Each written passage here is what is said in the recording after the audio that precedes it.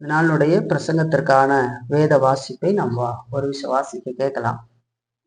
மத்தேயு எழுதின சுவிசேஷம் 28ஆம் அதிகாரம் வசனம் 18 20 வசனம் உடைய நாம் வாசிக்க கேட்கலாம். அப்பொழுது இயேசு சமீபத்தில் வந்து அவர்களை நோக்கி, வானத்திலும் பூமியிலும் சகல அதிகாரமும் எனக்கு கொடுக்கப்பட்டிருக்கிறது. ஆகையால் நீங்கள் புறப்பட்டு போய் சகல ஜாதிகளையும் சீசராக்கி பிதா குமாரன் பரிசுத்த ஆவியின் நாமத்திலே அவர்களுக்கு ஞானஸ்நானம் கொடுத்து, நான் உங்களுக்கு கட்டளையிட்ட யாவையும் அவர்கள் கைகொள்ளும்படி அவர்களுக்கு உபதேசம் பண்ணுங்கள். இதோ உலகத்தின் முடிவு பரியந்தம் சகல நாட்களிலும் நான் உங்களுடனே கூட இருக்கிறேன் என்றார். ஆமேன் என்பது நாம் ஒரு விஷயம் நாளுடைய பிரசங்கத்திற்காக கண்களை மூடி தேவனை நோக்கி பார்த்து செபிக்கலாம்.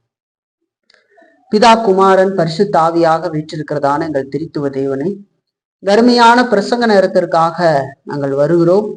இந்த வருடத்தினுடைய இறுதி வாரத்துல நாங்கள் இந்த வாசிக்க கேட்ட பகுதியிலிருந்து இன்றைக்கு சத்தியத்தை சிந்திக்க இருக்கிறோம். தேவன் தாமே எங்களோடு கூட இடைபடும். பரிசுத்த ஆவியானவரே, நீர் எங்களுக்கு உதவி. இதுல நாங்கள் பார்க்கிற சத்தியங்களை நாங்கள் ஒன்றையும் இழந்து போகாதபடிக்கு எல்லாவற்றையும் முழுமையாக பெற்று அனுபவிக்க கடவுள் உதவி செய்யும். இந்த வார்த்தைகள் எங்களை ஆற்றட்டும், தேற்றட்டும், எங்களுடைய குறைவுகளை எங்களுக்கு உணர்த்தி அதிலிருந்து மனம் திரும்ப செய்யட்டுமாக நாங்கள் கேட்கிறோம். தொடர்ந்து எங்களோடு கூட இருந்து நடத்தும். இந்த ஜெபத்தை இயேசு கிறிஸ்துவின் மூலமாக ஏறெடுக்கிறோம், எங்கள் நல்ல பிதாவே. இந்த வருடத்தினுடைய இறுதி வாரத்துக்கு நாம் வந்திருக்கிறோம். ஆகவே இந்த வருடத்துல நாம் கீழ்ப்படிய மறந்த அல்லது கீழ்ப்படிவதில் அதிக ஆர்வம் காட்டாமல் இருந்த ஒரு முக்கியமான கட்டளையை நாம் இந்த நாள்ல சிந்திக்க போகிறோம், இல்லைங்களா? அது என்ன கட்டளை? இயேசு கிறிஸ்து கொடுத்த ஒரு முக்கியமான கட்டளையாக அந்த கட்டளை இருக்கிறது. அது ஆங்கிலத்துல கிரேட் கமிஷன் என்று சொல்லுவாங்க. தமிழ்ல அது பெரிய கட்டளை அல்லது பிரதான கட்டளை என்று சொல்லி அது சொல்லப்படுகிறது, இல்லைங்களா? அந்த கட்டளை குறித்து தான் நம் மத்தேயு 28ஆம் அதிகாரம் வசனம் 18 20 வசனம் முடிய நாம் வாசிக்க கேட்டோம். இயேசு கிறிஸ்து உயிர்த்தெழுந்ததுக்கு பின்பதாக தம்முடைய சீடர்களை சந்தித்து அதுக்கு பின்பாக அவர் பரத்துக்கு ஏறி போவதற்கு முன்பதாக பேசின முக்கியமான காரியங்களாக கட்டளையாக இந்த கட்டளை இருக்கிறது, இல்லைங்களா? அது என்ன கட்டளை அப்படின்னு கேட்டா, அது சுவிசேஷத்தை சகல மக்களுக்கும் அறிவிக்க வேண்டும் என்பதுதான் அந்த கட்டளை, இல்லைங்களா? அது பிரதான கட்டளையாக கொடுக்கப்பட்டது. திருச்சபைக்கு கொடுத்த பெரும் கட்டளை என்று சொல்லி அது அழைக்கப்படுகிறது. அதுதான் கிரேட் கமிஷன் என்று சொல்லி சொல்றாங்க. இது ஒவ்வொரு விசுவாசியும் சபையில இருந்து செய்யக்கூடிய காரியம், சபை செய்யக்கூடிய காரியமாக இருக்கிறது என்று சொல்லி பார்க்கிறோம். உலகம் முழுவதற்கும் சுவிசேஷத்தை அறிவிக்க வேண்டும், இல்லைங்களா? உலகம் முழுவதற்கும்னா உலகம் முழுவதற்கும் எல்லாரும் போயிட முடியாது. சகல மக்களுக்கும் சுவிசேஷத்தை அறிவிக்க வேண்டும். எந்த வேறுபாடும் இல்லாமல் எல்லாருக்கும் நாம் சுவிசேஷத்தை அறிவிக்க வேண்டும் என்று சொல்லி நாம் பார்க்கிறோம். அதனால இந்த வருடத்தினுடைய இறுதி வந்திருக்கிற நாம நினைச்சு பார்க்க வேண்டிய ஒரு முக்கியமான காரியம் இதுதான், இல்லைங்களா?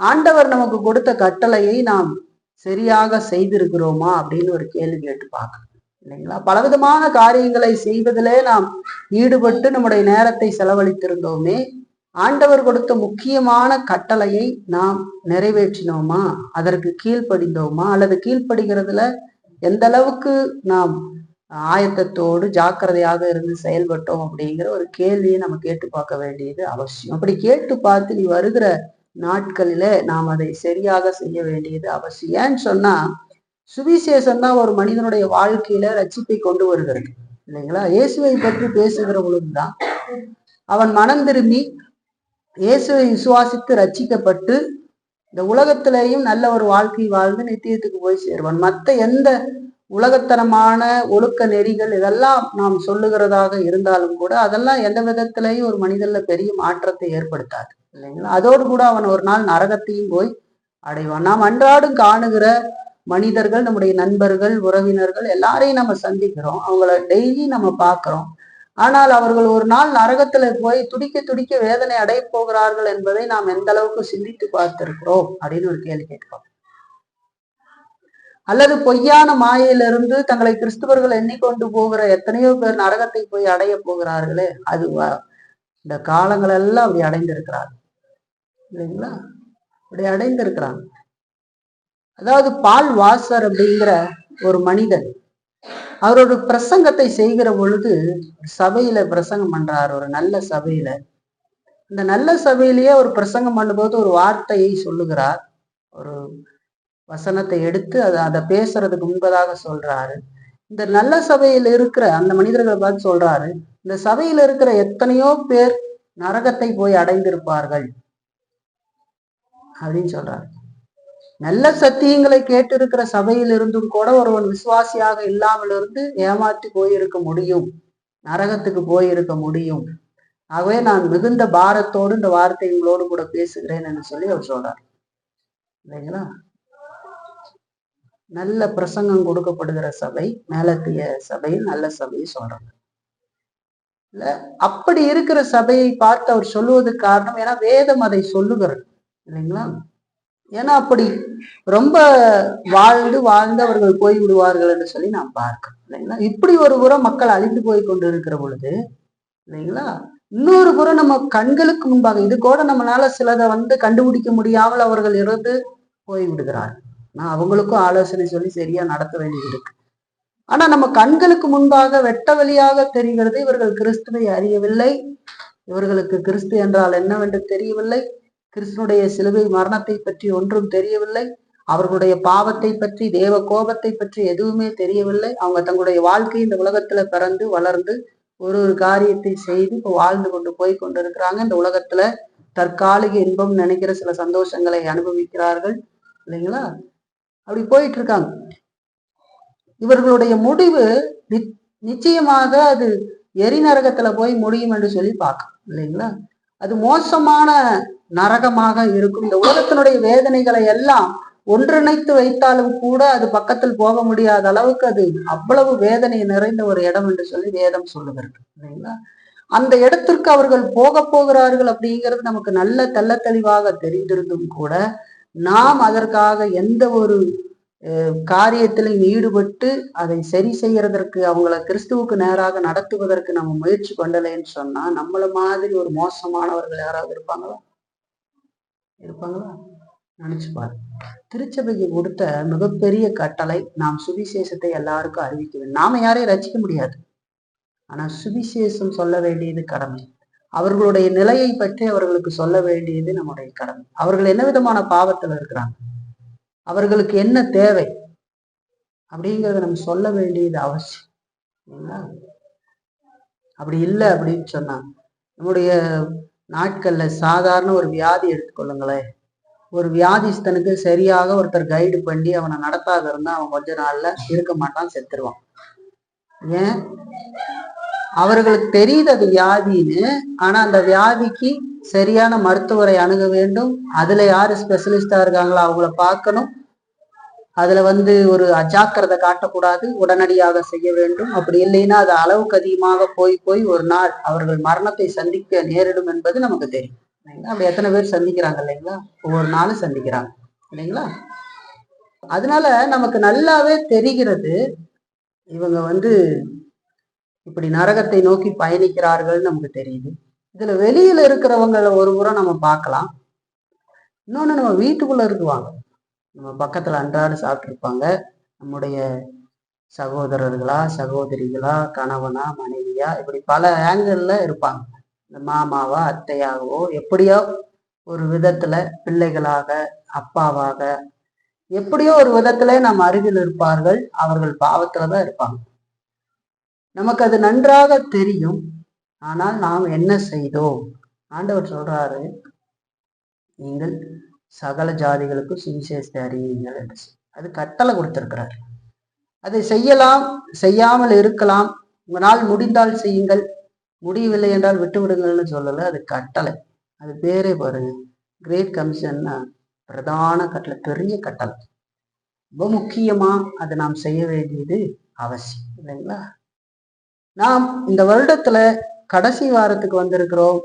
நாம் எந்த அளவுக்கு இந்த சுவிசேஷ பணியில ஈடுபட்டு இருக்கிறோம் என்பதை ஒரு கேள்வி கேட்பார். அப்போ நாம் தெரிந்தே ஒருவருக்கு நாம் அதை சொல்லல, நம்மளே முடிவு பண்ணி அவங்க கேட்க மாட்டாங்க, கேட்பாங்க அப்படியெல்லாம் ஆண்டவர் சொல்லலை. ஏன்னா நாம கடவுள் எல்லாம் யாரையும் ரட்சிக்க முடியாது. நம்முடைய வேலை சுவிசேஷம் சொல்லுவது. அந்த வார்த்தையை கடவுள் பயன்படுத்தி ரட்சிப்பார். அவங்க இருந்துகிட்டு மறுபிறப்பு கொடுத்து ரட்சிப்பார். ஆனா நம்முடைய கேள்வி, நான் சொன்னனா, இயேசுவை பற்றி அவர்களோடு பேசினனா, அவங்களுடைய ஆத்மாவை குறித்து நான் அக்கறை கொண்டனா, அவங்களுக்காக ஒரு நேரமாயிலும் நான் ஜெபம் பண்ணினேனா, அவங்களுக்குரிய காரியத்தை குறித்து நான் என்ன செஞ்சிட்டேன்? ஒரு மனிதன் இறந்து போய்விட்டா, நல்லா இருந்தவங்க இறந்துட்டாங்க அப்படின்னு சொல்றீங்க. அதை விட கொடூரமானதுதான் நரகம். இல்லைங்களா? அதை விட கொடூரமானது நரகம். எந்த அளவுக்கு நீங்க வேதனை அடைந்திருக்கிறீங்க அப்படின்னு கேட்டுப்பாரு. குடும்பத்தில் இருக்கிறவங்க, ரட்சிக்கப்படாத இருக்கிறவங்களுக்காக நீங்க எந்த அளவுக்கு வேதனை அடைந்திருக்கிறீங்க. அவன் ரட்சிக்கப்பட்டு சரியான சத்தியத்தில் இருக்கிற சபையில ஐக்கியப்பட்டு வளர்ந்து வந்தா அந்த குடும்பம் எவ்வளவு ஆசீர்வாதமாக நல்ல புத்தியோடு இந்த உலகத்துல வாழ்ந்து பிரகாசிப்பார்கள் நினைச்சுப்பாரு. இல்லைங்களா? அப்ப அதெல்லாம் செய்யாத பொழுது நாம் எவ்வளவு மோசமான நிலைகளை வெளிப்படுத்தி விடுகிறோம் என்று சொல்லி பார்க்கணும். இல்லைங்களா? தெரிந்தே. இல்லைங்களா? நமக்கு குறை சொல்லுவதற்கு வருகிற நாவு சுவிசேஷத்தை சொல்லுவதற்கு வரதில்லை. வீட்டுல இருக்கிறவங்கள ஈஸியா குறை சொல்லிடும். அவங்க சரியில்லை, அவங்க வரமாட்டாங்க, கேட்க மாட்டாங்க அப்படின்னு. ஆனா ஆண்டவர் சொன்னாரு, நீ வார்த்தை சொல்லு, விசுவாசத்தோடு அதை நாம் செய்யும் பொழுது ஆண்டவர் கிரியை செய்வார்னு சொல்லி செஞ்சு அவங்க ரசிக்கப்படுவாங்க. இல்லைங்களா? அது நம்ம செய்யணும். அதுதான் நம்ம இந்த வருடத்துல நினைத்து பார்க்க வேண்டிய ஒரு முக்கியமான காரியம். இல்லைங்களா? அப்ப இயேசு கிறிஸ்துவை பற்றிய சுவிசேஷத்தை நாம் எல்லாருக்கும் அறிவிக்க வேண்டியது நம்முடைய முக்கியமான கடமையாக இருக்கிறது என்று சொல்லி நாம் பார்க்கணும். இல்லைங்களா? அதை நாம் திருச்சபையாக ஊக்கத்தோடு செய்ய வேண்டியது அவசியம். இல்லைங்களா? தொடர்ந்து செய்யணும். இல்லைங்களா? அதாவது ஜனங்கள் ரட்சிக்கப்படுவாங்க. இல்லைங்களா? இல்லைன்னா ரட்சிக்கப்பட மாட்டாங்க. இல்லைங்களா? அதனால ரொம்ப கவனத்தோடு நம்ம அதை செய்ய வேண்டியது அவசியம். அப்படிப்பட்ட அந்த சுவிசேஷம் எப்படி அமைந்திருக்க வேண்டும், அதை அறிவிக்கும் பொறுப்பை ஆண்டவர் யாருகிட்ட கொடுத்தாரு அப்படிங்கிறதான் நம்ம இன்னைக்கு சிந்திக்க போகிறோம். சுவிசேஷம் சொல்லுங்க அப்படின்னு சொல்லி விட்டதுக்கு, சுவிசேஷத்தை பத்தி நம்ம சபையில நிறைய பேசியிருக்கேன். இருந்தாலும் நம்ம அடிக்கடி நினைவுபடுத்தி பார்த்து கொள்ள வேண்டியது அவசியம். ஏன்னு சொன்னா, நம்ம தப்பான விதத்துல சுவிசேஷத்தை சொல்லுவதற்கு முயற்சி பண்ணக்கூடாது. இல்லைங்களா? ஏன்னா சுவிசேஷம் எப்படி அமைந்திருக்க வேண்டும் என்று சொல்லி வேதம் சொல்லுகிறது. அந்த சுவிசேஷம் யார் சொல்ல வேண்டியது அவசியம், யாரிடத்துல ஆண்டவர் அந்த பொறுப்புகளை கொடுத்திருக்கிறார் அப்படிங்கிறதையும் நமக்கு தெரிஞ்சிருக்கும். இல்லைங்களா? ஆகவே அதை பற்றி நாம் இன்றைக்கு சிந்திக்க போகிறோம். அதை குறித்து ஒரு 4 காரியங்களாக நாம் சிந்திக்க போகிறோம். சுவிசேஷம் சொல்றது அப்படின்னு சொன்னோன்னே, இயேசு உங்களுக்காக மரித்திருக்கிறாரு, அவர் நல்லவர், இப்படியெல்லாம் சொல்லிக்கிட்டு இருக்கிறதெல்லாம் சுவிசேஷம். இல்லைங்களா? அதுக்கு காரணம் என்ன? சுவிசேஷத்தை குறித்த சரியான புரிதலும் அதனுடைய அனுபவமும் நம்ம கிட்ட இல்லை. அதை அனுபவிக்கலைன்னா, சரியா அனுபவிக்காத இருந்தா அதை சொல்ல முடியாது. இல்லைங்களா? நம்ம அனுபவித்த விஷயங்களைத்தான் நம்ம சொல்லுவோம். இதை உலக காரியங்கள்லயே நம்ம எளிமையாக புரிந்து கொள்ளலாம். நாம ஒரு கடையில போய் சாப்பாடு சாப்பிட்டு இருந்தா, அந்த சாப்பாடு நன்மையாக நல்லா ருசி உள்ளதாக இருந்தா நம்மால அதை அப்படியே சொல்ல முடியுது, அவ்வளவு நல்லா இருக்கும் இந்த சாப்பாடு அப்படின்னு. சாப்பிடாத ஒரு மனிதன் எப்படி சொல்ல முடியும்? அதை அனுபவிக்காத ஒரு மனிதனால் அதை பற்றி மற்றவங்ககிட்டையும் சொல்ல முடியாது. இல்லைங்களா? அப்படி அவன் சொல்ல முற்படுகிறது பொய்யாக இருக்கும், அல்லது தெரியாத ஒன்றை அவன் கற்பனை பண்ணி சொல்லுவான். அந்த கடையில கூட்டம் நல்லதாக இருந்தது, ஆகவே நல்லா இருந்திருக்கும், அங்க எல்லாரும் உடைய நல்லா போட்டிருந்தாங்க அந்த ஹோட்டல்ல, அதனால நல்லா இருக்கும்னு நினைக்கிறேன், அங்க போகிற பொழுது ஒரு வாசனையை பார்த்தேன், அதனால அது நல்லா இருக்குன்னு நினைக்கிறேன். இப்படித்தான் ஒரு எதையாவது ஒண்ணு செய்வானே தவிர, ஆனா அனுபவிக்கவில்லை வாழ்க்கையில்.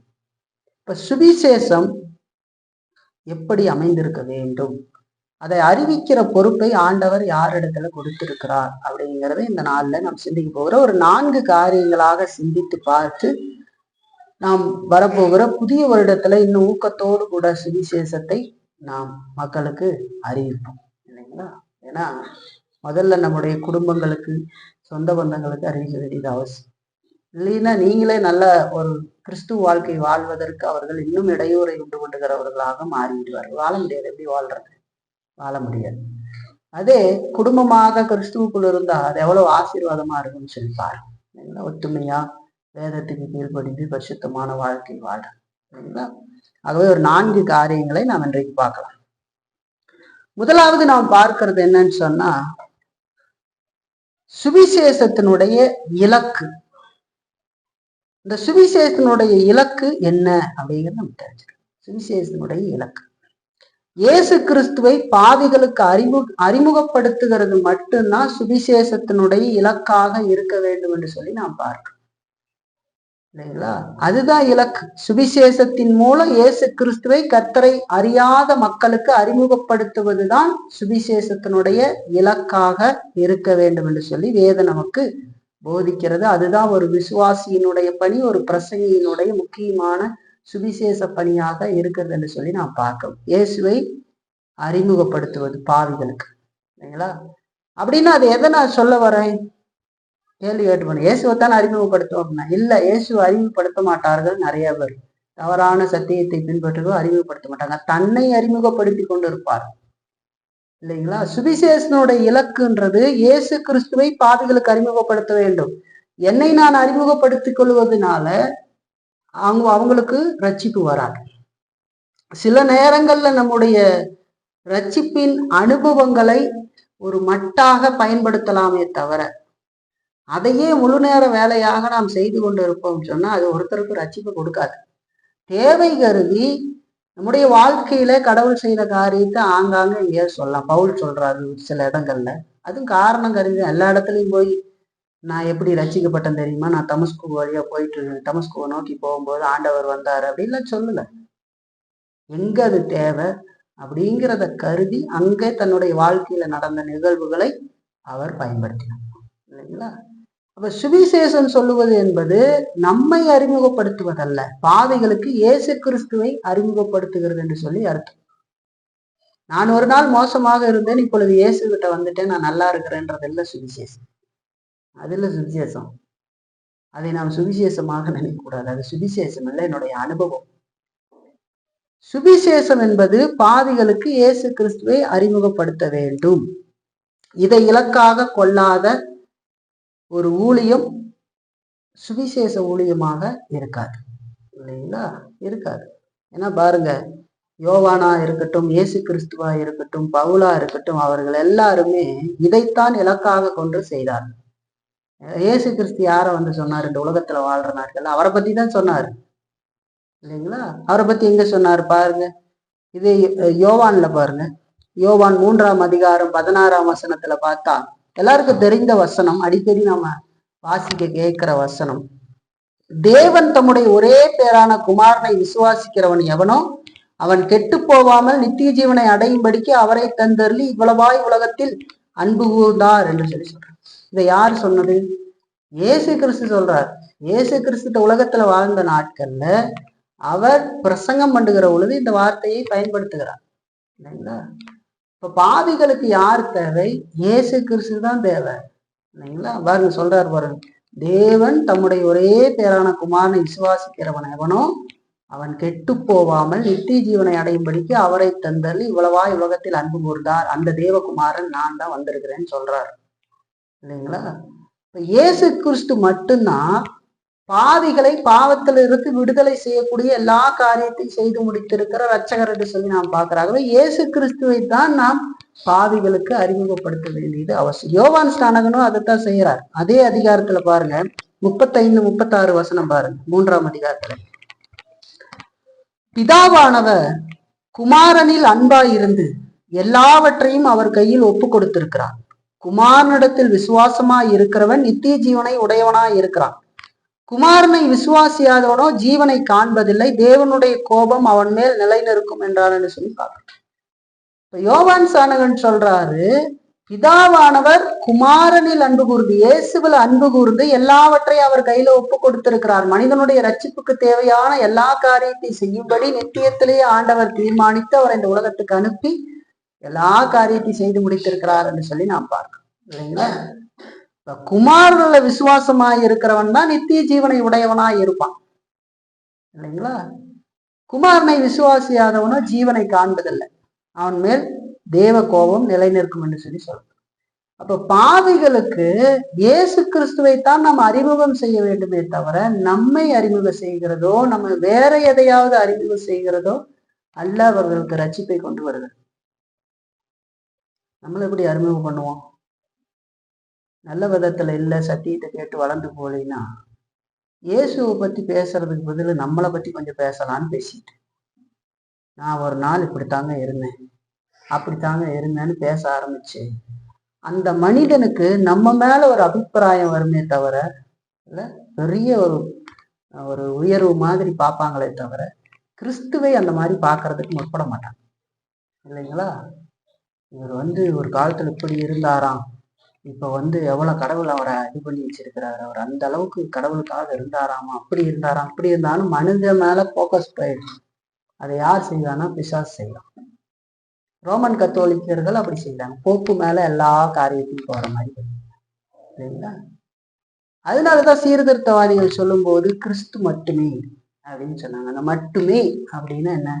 அவரு தான் ரட்சிப்பை கொடுக்க முடியும் இல்ல, அவருடைய நாமமே இல்லாமல் வேறொரு நாமம் பூமியில கொடுக்கப்படவில்லைன்னு சொல்லி வேதம் சொல்லுது.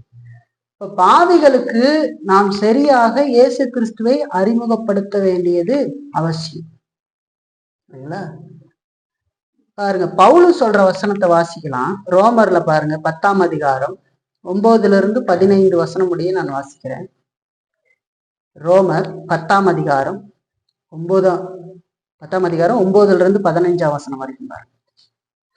ஏனென்றால் கர்த்தராகிய இயேசுவை நீ உன் வாயினாலே அறிக்கையிட்டு தேவன் அவரை மரித்தோரிலிருந்து எழுப்பினார் என்று உன் இருதயத்தில் விசுவாசித்தால் ரட்சிக்கப்படுவாய். நீதி உண்டாக இருதயத்துல விசுவாசிக்கப்படும், ரட்சிப்புண்டாக வாயினாலே அறிக்கை பண்ணப்படும். அவரை விசுவாசிக்கிறவன் எவனோ அவன் கெட்டுப்போவதில்லை என்று வேதம் சொல்லுகிறது. யூதன் என்றும் கிரேக்கன் என்றும் வித்தியாசமே இல்லை, எல்லாருக்கும் கர்த்தரானவர் தம்மை தொழுது கொள்ளுகிற யாவருக்கும் ஐஸ்வர்ய சமணராய் இருக்கிறார். ஆதலால் கர்த்தருடைய நாமத்தை தொழுது கொள்ளுகிற எவனும் ரட்சிக்கப்படுவான். அவரை விசுவாசியாதவர்கள் எப்படி அவரை தொழுது கொள்வார்கள்? அவரை குறித்து கேள்விப்படாதவர்கள் எப்படி விசுவாசிப்பார்கள்? பிரசங்கிக்கிறவன் இல்லாவிட்டால் எப்படி கேள்விப்படுவார்கள்? அனுப்பப்படாவிட்டால் எப்படி பிரசங்கிப்பார்கள்? சமாதானத்தை கூறி நற்காரியங்களை சுவிசேஷமாய் அறிவிக்கிறவருடைய பாதங்கள் எவ்வளவு அழகானவைகள் என்று எழுதியிருக்கிறது என்று சொல்லி சொல்லப்படுகிறது. கர்த்தராகிய இயேசு கிறிஸ்துவை நீ உன் வாயினாலே அறிக்கையிட்டு தேவன் அவரை மரித்தோரிலிருந்து எழுப்பினார் என்று உன் இருதயத்துல விசுவாசித்தால் ரட்சிக்கப்படுவாய். இப்ப ரட்சிப்புக்கு ஒரு பாவிக்கு நாம் இயேசு கிறிஸ்துவை தான் அறிமுகப்படுத்த வேண்டும். அதுதான் சுவிசேஷத்தினுடைய இலக்கு, சுவிசேஷத்தினுடைய மையம் இயேசு இல்லைங்களா? இயேசுதான் பாவிகளுக்காக எல்லாவற்றையும் செய்து முடித்திருக்கிறார், நாம் செய்து முடிக்கவில்லை இல்லைங்களா? அப்ப இயேசுவை அறிமுகப்படுத்துகிறதுலதான் நம்முடைய முக்கியமான பணி இருக்க வேண்டுமே தவிர அங்க போய் 2 குரங்கு இருந்தது 3 குரங்கு இருந்ததுன்னு கதை சொல்லக்கூடாது. அந்த 3 குரங்குல ஒரு குரங்கு நீ, இன்னொரு குரங்கு நான், அப்படி எல்லாம் கதை சொல்லிட்டு இருக்கிறது இல்லை சுவிசேஷம். சுவிசேஷம் என்பது மனிதன் பாவி என்பதும் அவனுடைய பாவத்துக்கான பரிகாரத்தை இயேசு முழுமையாக செய்து தீர்த்திருக்கிறார், முடித்திருக்கிறார் அப்படிங்கிறது தெளிவாக நாம் சொல்ல வேண்டியது அவசியம். இப்ப இயேசு கிறிஸ்துவை நாம் அறிமுகப்படுத்தவில்லை என்று சொன்னால் அவனுக்கு ரட்சிப்பு இல்லை. வேற எந்த காரியத்தை பற்றி தெரிந்திருந்தாலும், பவுலை பற்றி தெரிந்திருந்தாலோ, தீமோத்தேயுவை பற்றி தெரிந்திருந்தாலோ, மோசேயை பற்றி தெரிந்திருந்தாலோ, ஆபிரகாமை பற்றி தெரிந்திருந்தாலோ, அதெல்லாம் ஒரு புறம் தெரிஞ்சுக்கிறது இருந்தாலும் கூட, எதையாவது பத்தி தெரிஞ்சுக்கிட்டாலும் கூட, இயேசு கிறிஸ்துவை அவன் சரியாக அறிந்து விசுவாசிக்கவில்லைன்னா அவனுக்கு ரட்சிப்பு இல்லை. சும்மா ஆபிரகாம் எடுத்துக்கலாமே. ஆபிரகாம் விசுவாசித்த விசுவாசத்தை சொல்லாமல் வெறுமனே ஆபிரகாம் மட்டும் சொல்லுவோம். ஆபிரகாமை கடவுள் ஆசீர்வதித்தார்.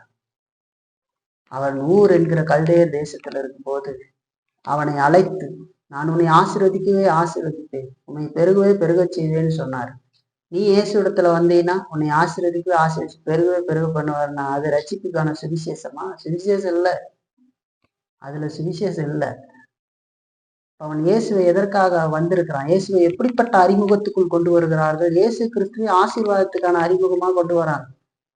இயேசு கிறிஸ்து தான் நமக்கு ஆசீர்வாதம். ஆனா மெய்யான ஆசீர்வாதம் நமக்கு பாவத்திலிருந்து விடுதலை கிடைப்பது ஆசீர்வாதம். அதுக்குள்ளதான் சகல ஆசீர்வாதங்களும் அடங்கி இருக்கு. இப்ப இயேசு கிறிஸ்துவை ரொம்ப கவனத்தோடு நான் அறிமுகப்படுத்துவதுதான் சுவிசேஷத்தினுடைய இலக்கு என்று சொல்லி நான் பார்க்கிறேன். இயேசு கிறிஸ்துவை விசுவாசிக்கிறவர்கள் மட்டும்தான் ரட்சிப்பை அடைவார்கள் அப்படிங்கிறதான் பவுல் இங்க நமக்கு தெளிவா சொல்றாரு ரோமர்ல.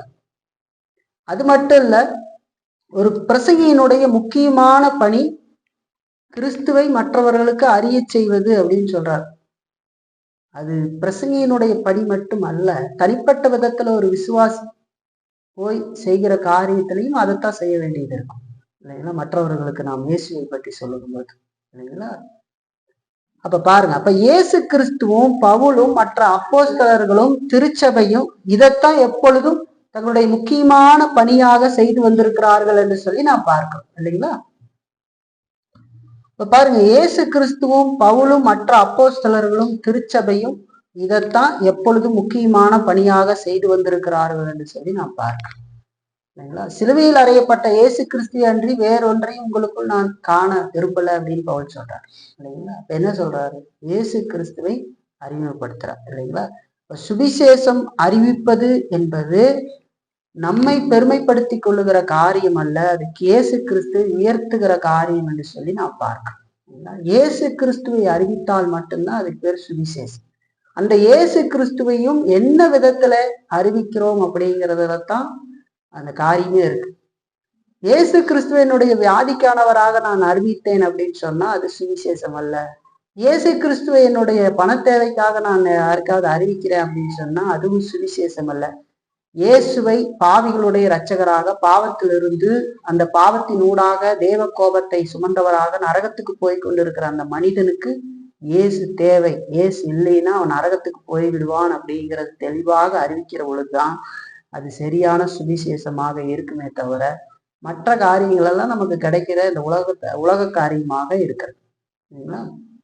அப்ப யோவான் ஸ்நானன் சொன்ன மாதிரி இல்லைங்களா, நம்முடைய பணிகள்ல எப்பவுமே அவர் பெருகணும், நான் சிறுக வேண்டும் அப்படிங்கிற நினைவோடு கூட நான் மற்றவர்களுக்கு சுவிசேஷம் அறிவிக்கிற பொழுது எந்த விதத்திலையும் என்னுடைய மாமிசம் அங்கே தலை தூக்கி விடக்கூடாது அப்படிங்கிற ஜெபத்தோடு கூட நாம் இயேசுவை தான் அறிமுகப்படுத்த வேண்டியது அவசியம். ஆனா நம்ம அப்படியே கொஞ்சம் கொஞ்சமா நம்மளை அறிமுகப்படுத்துறதுக்கு பார்ப்போம் இல்லைங்களா? நாங்க மோசமா இருந்தேன், நான் ஒரு நாள்ல சொல்றாங்க இல்லையா, குடிச்சுக்கிட்டு இருந்தேன், அதை பண்ணேன் இதை பண்ணேன் எதையாவது சொல்லிட்டு இருக்கிறது, அதெல்லாம் இல்ல சுவிசேஷம். இயேசுவை நாம் சொல்ல வேண்டும் இல்லைங்களா? நான் வேற எதை சொன்னாலும் ஆண்டவர் அப்படியெல்லாம் ஒன்றும் ரட்சிக்கப்படுவேன்னு சொல்லலைங்க இல்லைங்களா? அது நம்முடைய அனுபவம் இல்லைங்களா? அது தேவை இருந்து இல்லைங்களா? ஒரு ஒரு குடிகாரனாக ஒரு மனிதன் இருக்கிறான். இந்த மனிதன் குடிகாரனாக இருந்து மனம் திரும்பி ரட்சிக்கப்பட்டிருந்தா இயேசு கிறிஸ்துவை சொல்லுகிற பொழுது ஒரு வேலை மட்டாக இந்த காரியத்தையும் சொல்லலாம். நானும் ஒரு பொழுது இப்படி இருந்து எனக்கு ஆண்டவர் ரட்சிப்பு கொடுத்திருக்கிறார், நானும் பாவத்தில் இருந்தேன், நரகத்துக்கு போய்கிட்டு இருந்தேன், அதை நோக்கி பயணப்பட்டு கொண்டிருந்தேன், ஆண்டவர் எனக்கு இரக்கம் பாராட்டி இருக்கிறார், உங்களுக்கும் இரக்கம் பாராட்டுவார், நாம் யாவரும் பாவிகள், நமக்காக கிறிஸ்து மரித்து உயிர்த்திருக்கிறார், அவரை விசுவாசிக்கிற பொழுதே நாம் ரட்சிக்கப்பட்டு நித்திய வாழ்வு புரியவர்கள் ஆவோன்னு சொல்லலாம் இல்லைங்களா? அதே மனிதன்கிட்ட தன்னுடைய அனுபவங்களை சொல்லுவதாக நினைத்து நான் உங்களை விட மிகப்பெரிய குடிகாரன், நான் பாட்டில் இப்படி தட்டி இப்படி ஓப்பன் பண்ணுவேன்னு சொன்னா அவன் என்ன பண்றது இல்லைங்களா? அது எப்படி ஆயிடும்? ஓ, இருந்தாலும் பெரிய குடிகாரனா இருப்பானாடுறது அப்படின்னு மட்டாக தேவைகள் அதை மொத்தமா தவிர்த்துக்கிட்டாலும் நல்லதுதான், அது சொல்லாம இருக்கிறது நல்லதுதான் இல்லைங்களா? இயேசுவை மட்டுமே நாம் அறிவிக்க வேண்டியது அவசியம் இல்லைங்களா? அதுதான் சுவிசேஷத்தினுடைய இலக்கு.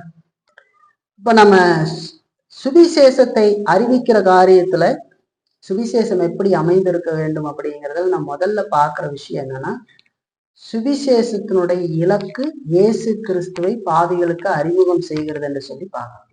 இப்ப பாருங்க, இயேசு கிறிஸ்துவை நாம் அறிவிக்கல பாவிகளுக்கு அப்படின்னு சொன்னோம்னா அவர்களுக்கு மனம் திரும்புவதற்கான வாய்ப்பு இல்லை. அவங்க பாவின்னு சொல்லி அந்த பாவத்திலிருந்து விடுதலை செய்வதற்கு யாரும் இல்லை.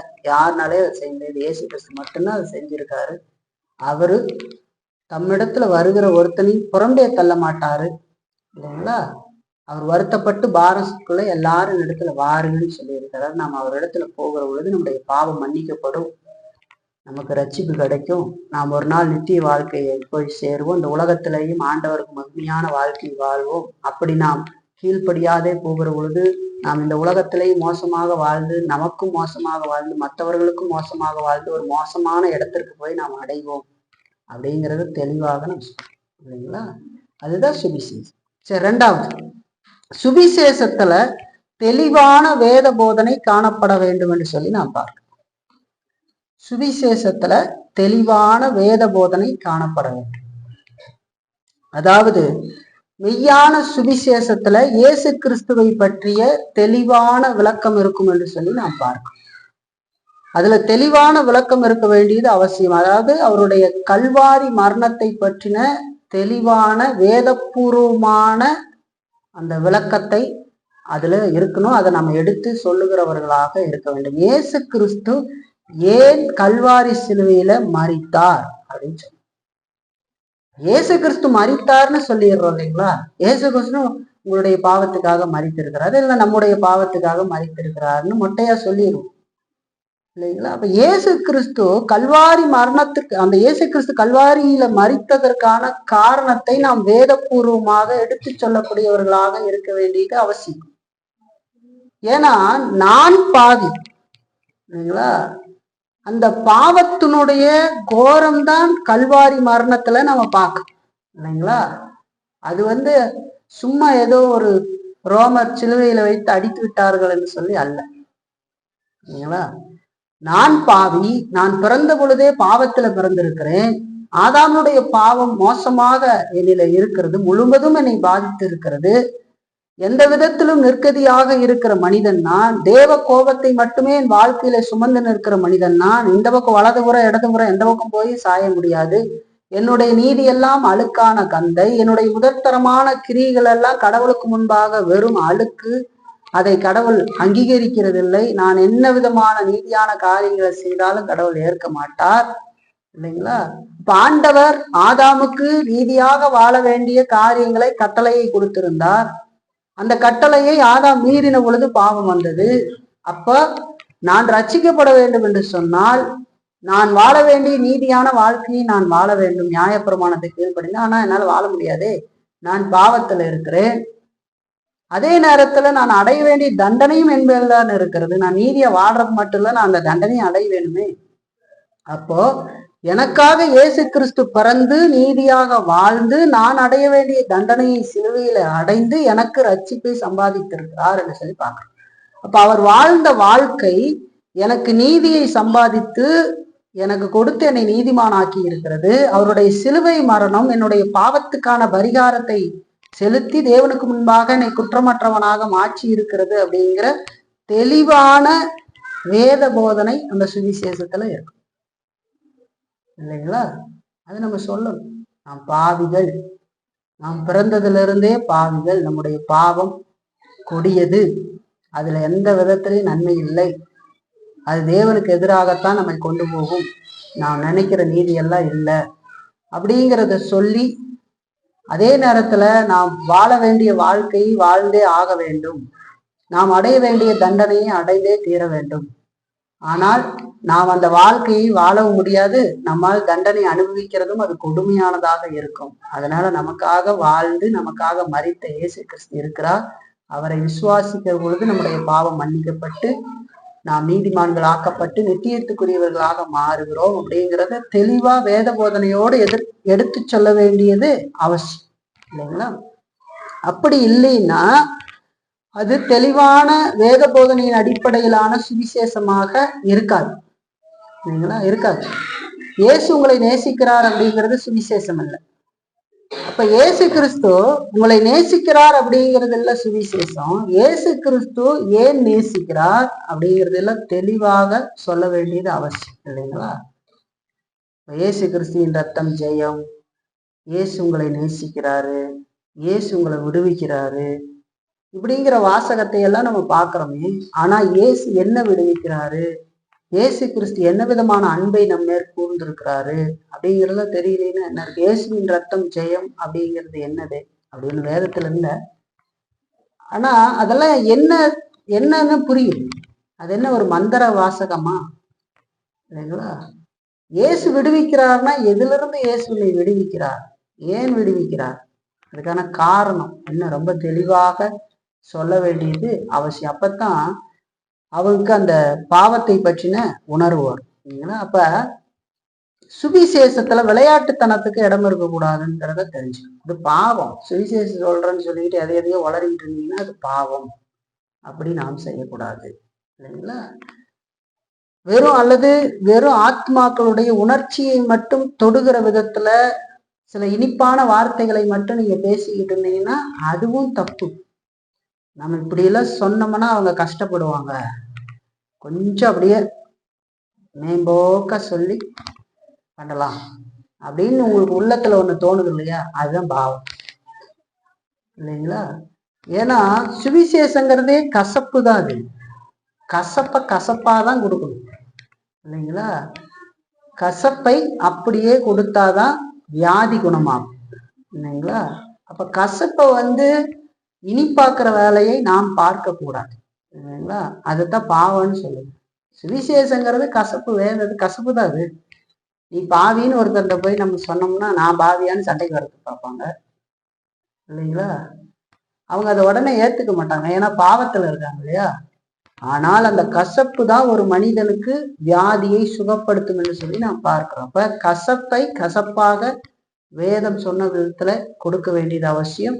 மனுஷனுடைய வெறும் உணர்வுகளை மட்டும் தொடுவதற்காக சில வார்த்தைகளை பேசி அவங்க கடன்ல இருக்காங்களா, சரி இதை மட்டும் சொல்லி இயேசுவை அப்படி அறிமுகப்படுத்தலான்னு ஏதாவது பண்ண ஆரம்பிச்சீங்கன்னா பாவம் செய்கிறீர்கள் இல்லையா? வியாதியில இருக்கிறாங்களா, ஏசு வியாதியில இருந்து உங்களை சுகப்படுத்துவார், ஏசு விசுவாசிங்க அப்படின்னு சொன்னீங்கன்னா அது சரியானது. ஏசுதான் சுகம் தராரு, அதுல இருந்து மாற்று கருத்து இல்லை. அது ஒரு ரட்சிப்பு இல்லையே. இயேசுவிடத்துல வந்தவர்கள் எத்தனையோ பேர் சுகம் பெற்றிருக்கிறார்கள், வேதத்திலேயே நம்ம பார்க்கிறோம். ஆனா எல்லாரும் ரட்சிக்கப்பட்டார்கள்னு வேதத்துல நம்ம பார்க்க முடியாது. சரி, உதாரணத்துக்கு 10 குஷ்டரோகிகள் இயேசு கிறிஸ்துவிடத்துல வராங்க. அந்த 10 குஷ்டரோகிகளுக்கும் ஆண்டவர் விடுதலை கொடுத்து விடுகிறார். அதுல ஒருத்தன் தான் திரும்பி வரான். ஆண்டவருக்காக மிச்சம் 9 பேர் எங்க போனாங்க? அப்ப பாத்தீங்களா? அதே வேளை 5000 பேருக்கு ஆண்டவர் உணவு கொடுத்திருக்கிறார். புருஷர்களுக்கு மாத்திரம் 2 மீன் 5 அப்பத்தை வச்சு கொடுக்குறாரு. அதுல எத்தனை பேர் வந்தாங்க? கப்பர்நகூமுக்கு வந்திருக்கிறாங்க. அதுக்கப்புறம் பார்த்தா ஏசு போதனை கொடுத்த உடனே எல்லாம் ஓடிக்கிட்டேன். அப்போ ஆசீர்வாதத்தை அடைந்தவர்கள், வியாதியிலிருந்து சுகமானவர்கள் எல்லாருமே கிறிஸ்துவர்கள் என்று நினைக்க கூடாது. ஏன்னா இயேசு இருந்த காலத்திலேயே பல பேர் அந்த விதமான ஆசீர்வாதங்களை அனுபவித்திருக்கிறார்கள், விசுவாசிகளாகவே இல்லாமல் இல்லைங்களா? ஏன்னா அது பொதுவான கிருபியினால கூட ஆண்டவர் இரக்கம் பாராட்டு இல்லைங்களா? அப்போ சுவிசேஷத்துல விளையாட்டுத்தனத்தை காட்டக்கூடாது. சுவிசேஷத்துல கவனமாக இயேசு கிறிஸ்துவையும் அவர் செய்து முடித்த காரியத்தையும், மனிதன் யார் என்பதும், அவன் மேல் எவ்வளவு பெரிய தேவ கோபம் நிலை நின்று கொண்டு இருக்கிறது அப்படிங்கிறதையும் தெளிவாக எடுத்து சொல்லி அந்த மோசமான நிலையிலிருந்து அவனை காப்பாத்து. ரயில்ல உழுக போறவன்ட்ட ரயில் வருதுன்னு சொல்லுவீங்களா? தண்டவாளம் சறுக்கலா இருக்குது, கொஞ்சம் இறங்கி நடந்து போங்கன்னு சொல்லுவீங்களா? ரயில் தண்டவாளத்துல ஒருத்தர் நடந்து போயிட்டு இருக்கிறா, அவன்கிட்ட போயிட்டு தண்டவாளம் கொஞ்சம் நடக்கிறதுக்கு சிரமமா இருக்கும், அதனால நீங்க தரையில் நடந்து போங்க அப்படின்னு சொல்லுவீங்களா? ட்ரெயின் வரும்போது ட்ரெயின் வருது இறங்கி போய் அப்படின்னு சொல்லுவீங்களா? ட்ரெயின் வருதுன்னு தான் சொல்லுவோம், ட்ரெயின் வந்ததுன்னா. அப்ப இங்க இனிப்பு பண்ணுவோமா? இது கொஞ்சம் கல்லெல்லாம் போட்டிருக்காங்க, ஏன் இதில் நடக்கிறீங்க, அப்படி பொறுமையா நடந்து போங்க அப்படின்னு சொல்லிட்டு இருக்கோமா? சொல்ல மாட்டோம். எவ்வளவு வேகமாக, எவ்வளவு ஆர்வத்தோட, இறுதி துடிப்போட அவன் ட்ரெயின் அடிபற்றக்கூடாது அப்படிங்கிறதுல கவனமாக, சுறுசுறுப்பு, வேகம், ஓடி நம்முடைய வாய்கள்னால சத்தம் விட்டு தூரத்துல இருந்தோம்னா கத்தி கூடுவாங்க. இன்னைக்கு கூப்பிடுவாங்களான்னு தெரியல, கேமரா வச்சு பார்த்துட்டு இருக்காங்க. பொதுவா சொல்றேன், ஒருத்தன் ரயில்ல உழுகிறத பாக்குறாங்க, காது கேட்கல, போயிட்டு இருக்கிறாங்க, போயிட்டு இருக்கும்போது ரயில் வருது, பக்கத்துல இருந்தா கையை பிடிச்சி இழுத்து விட்டுருவாங்க ஓடி போய். ரொம்ப தூரத்துல இருந்தாலும் கத்துவாங்க, காது கேட்கலைன்னா கல்லெடுத்தாவது மேல போட்டு அவனை திசை திருப்புறதுக்கு பார்ப்பாங்க, பின்னாடி வருது ட்ரெயின் ஓடுது.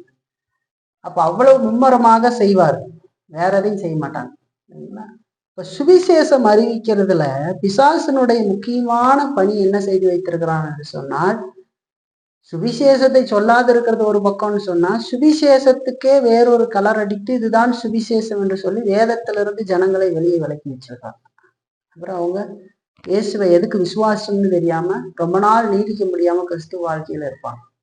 ஏன்னா அவங்க சரியான விதத்துல கிறிஸ்துவ விசுவாசம், ஏன்னா அவங்ககிட்ட சுவிசேஷமே போயிருக்காது சரிங்களா. இப்ப சுவிசேஷன்றது ஆத்மாக்களுடைய இருதயத்தை பழக்கணும். அவங்க பாவிங்கிறத அவங்களுக்கு உணர்த்தணும் இல்லைங்களா. அந்த பாவத்துல இருந்து அவங்க தப்பிச்சுக்கிறதுக்கு இயேசு இடத்துல ஓடி வர்றதுக்கான காரியமாக அது இருக்கணும். சுவிசேஷத்தை சொல்லும்போது அவங்களுடைய இறுதியை விளக்கம் பண்ணுவாங்க. பாவிங்கிறத அவங்க உணரணும். நான் ஒரு பாவி, நான் இயேசு இடத்துல வந்தாதான் ரட்சிப்புங்கிறத அவங்க தெளிவா உணர்ந்துக்கணும் இல்லைங்களா. அந்த விதத்துல வேத போதனையின் அடிப்படையில நாம் சுவிசேஷத்தை அறிவிக்க வேண்டும். சபையா நம்ம செய்யறோம், பிரசங்கம் பண்ற. ஆனா தனிப்பட்ட விதங்கள்லையும் பேசும்போதும், இங்க நான் பிரசங்கம் பண்ற மாதிரி பேசாட்டி பரவாயில்ல, தனிப்பட்ட விதத்துல அன்பு காட்டி அவர்களிடத்துல இந்த சத்தியத்தை தான் நம்ம சொல்லணுமே தவிர வேறு சத்தியத்தை சொல்லக்கூடாது. வேறு சத்தியம் இல்லை இல்லைங்களா. அதை சொல்லுகிற பொழுது ஒரு மனிதனுக்கும் ரட்சிப்பு வராது. ஏன் நீங்கள் சொல்லுகிற சுவிசேஷம் நான் சொன்னேன், ஆனா அவங்க வரமாட்டேன். ஆனா பாதிக்க ஒரு சில நேரத்துல பாதிக்காம அவனுக்கு இருந்துடுறான் அவன் பாவத்தினால. ஆனா நீங்க சொன்ன சுவிசேஷத்தை நீங்கள் ஒரு நாளும் ரொம்ப சிந்திச்சு பார்த்துருக்கீங்களா? நான் போய் சொன்னேன், அந்த வார்த்தையில வல்லமை இருந்ததா? அந்த வார்த்தையை ஆவியானவர் பயன்படுத்தினாரா? அந்த வார்த்தையை ஆவியானவர் பயன்படுத்தணும்னா ஆவியானவர் சொன்னதை நம்ம சொன்னாதான் பயன்படுத்துவார். ஏன்னா வேதம் அதைத்தானே சொல்லுது. ஒரு பிரசங்கியார் பிரசங்கம் பண்றதுக்கு வேதத்தை ஆராய்ந்து உழைத்து பிரசங்கத்தை தயாரித்து பரிசுத்த ஆவியானவர் தங்கி பிரசங்கம் பண்ணாதான் ஆவியானவர் எடுத்து பயன்படுத்துவார். இல்லைன்னா அது விளங்காத ஒரு சத்தமா, அது யாருக்கும் பிரயோஜனம் இருக்காது இல்லைங்களா. அப்ப ஆவியானவர் சொன்ன காரியத்தை சொல்லி இருக்கிறோமா இல்லைங்களா. அப்ப ஆவியானவர் சொன்ன காரியத்தை சொல்லுகிற பொழுதுதான் அது ஆவியானவர் எடுத்து பயன்படுத்துவார்னு பார்க்கிறோம். இப்ப ஆவியானவர் சொன்ன காரியத்தை நான் சொல்லியிருந்து ஆனா அந்த மனிதன்ல எந்த காரியம் நிகழல அப்படின்னு சொன்னா அது அவனுடைய பக்கத்துல இருக்கிற பிரச்சனை, என்னுடைய பக்கத்துல இருக்கிற பிரச்சனை அல்ல. எனக்கு தெரிஞ்சுதா நான் சொன்னது கரெக்டா சொல்லி இருக்கிறேன்னா, எனக்கு அந்த விதமான ஆர்வம் இருந்ததா, பரிசுத்த ஆவியானவர் நம்பி இருந்தேன்னா நான் சரியா கரெக்டா கவனமா அவங்ககிட்ட சுவிசேஷத்தை அன்போடு எடுத்து சொல்லியிருக்கேனான்னு கேட்குது. அதுல மிஸ்டேக் பண்ணி இருந்தா ஆவியானவர் அந்த வார்த்தையை எப்படி எடுத்து பயன்படுத்துவாரு? பயன்படுத்த மாட்டார்.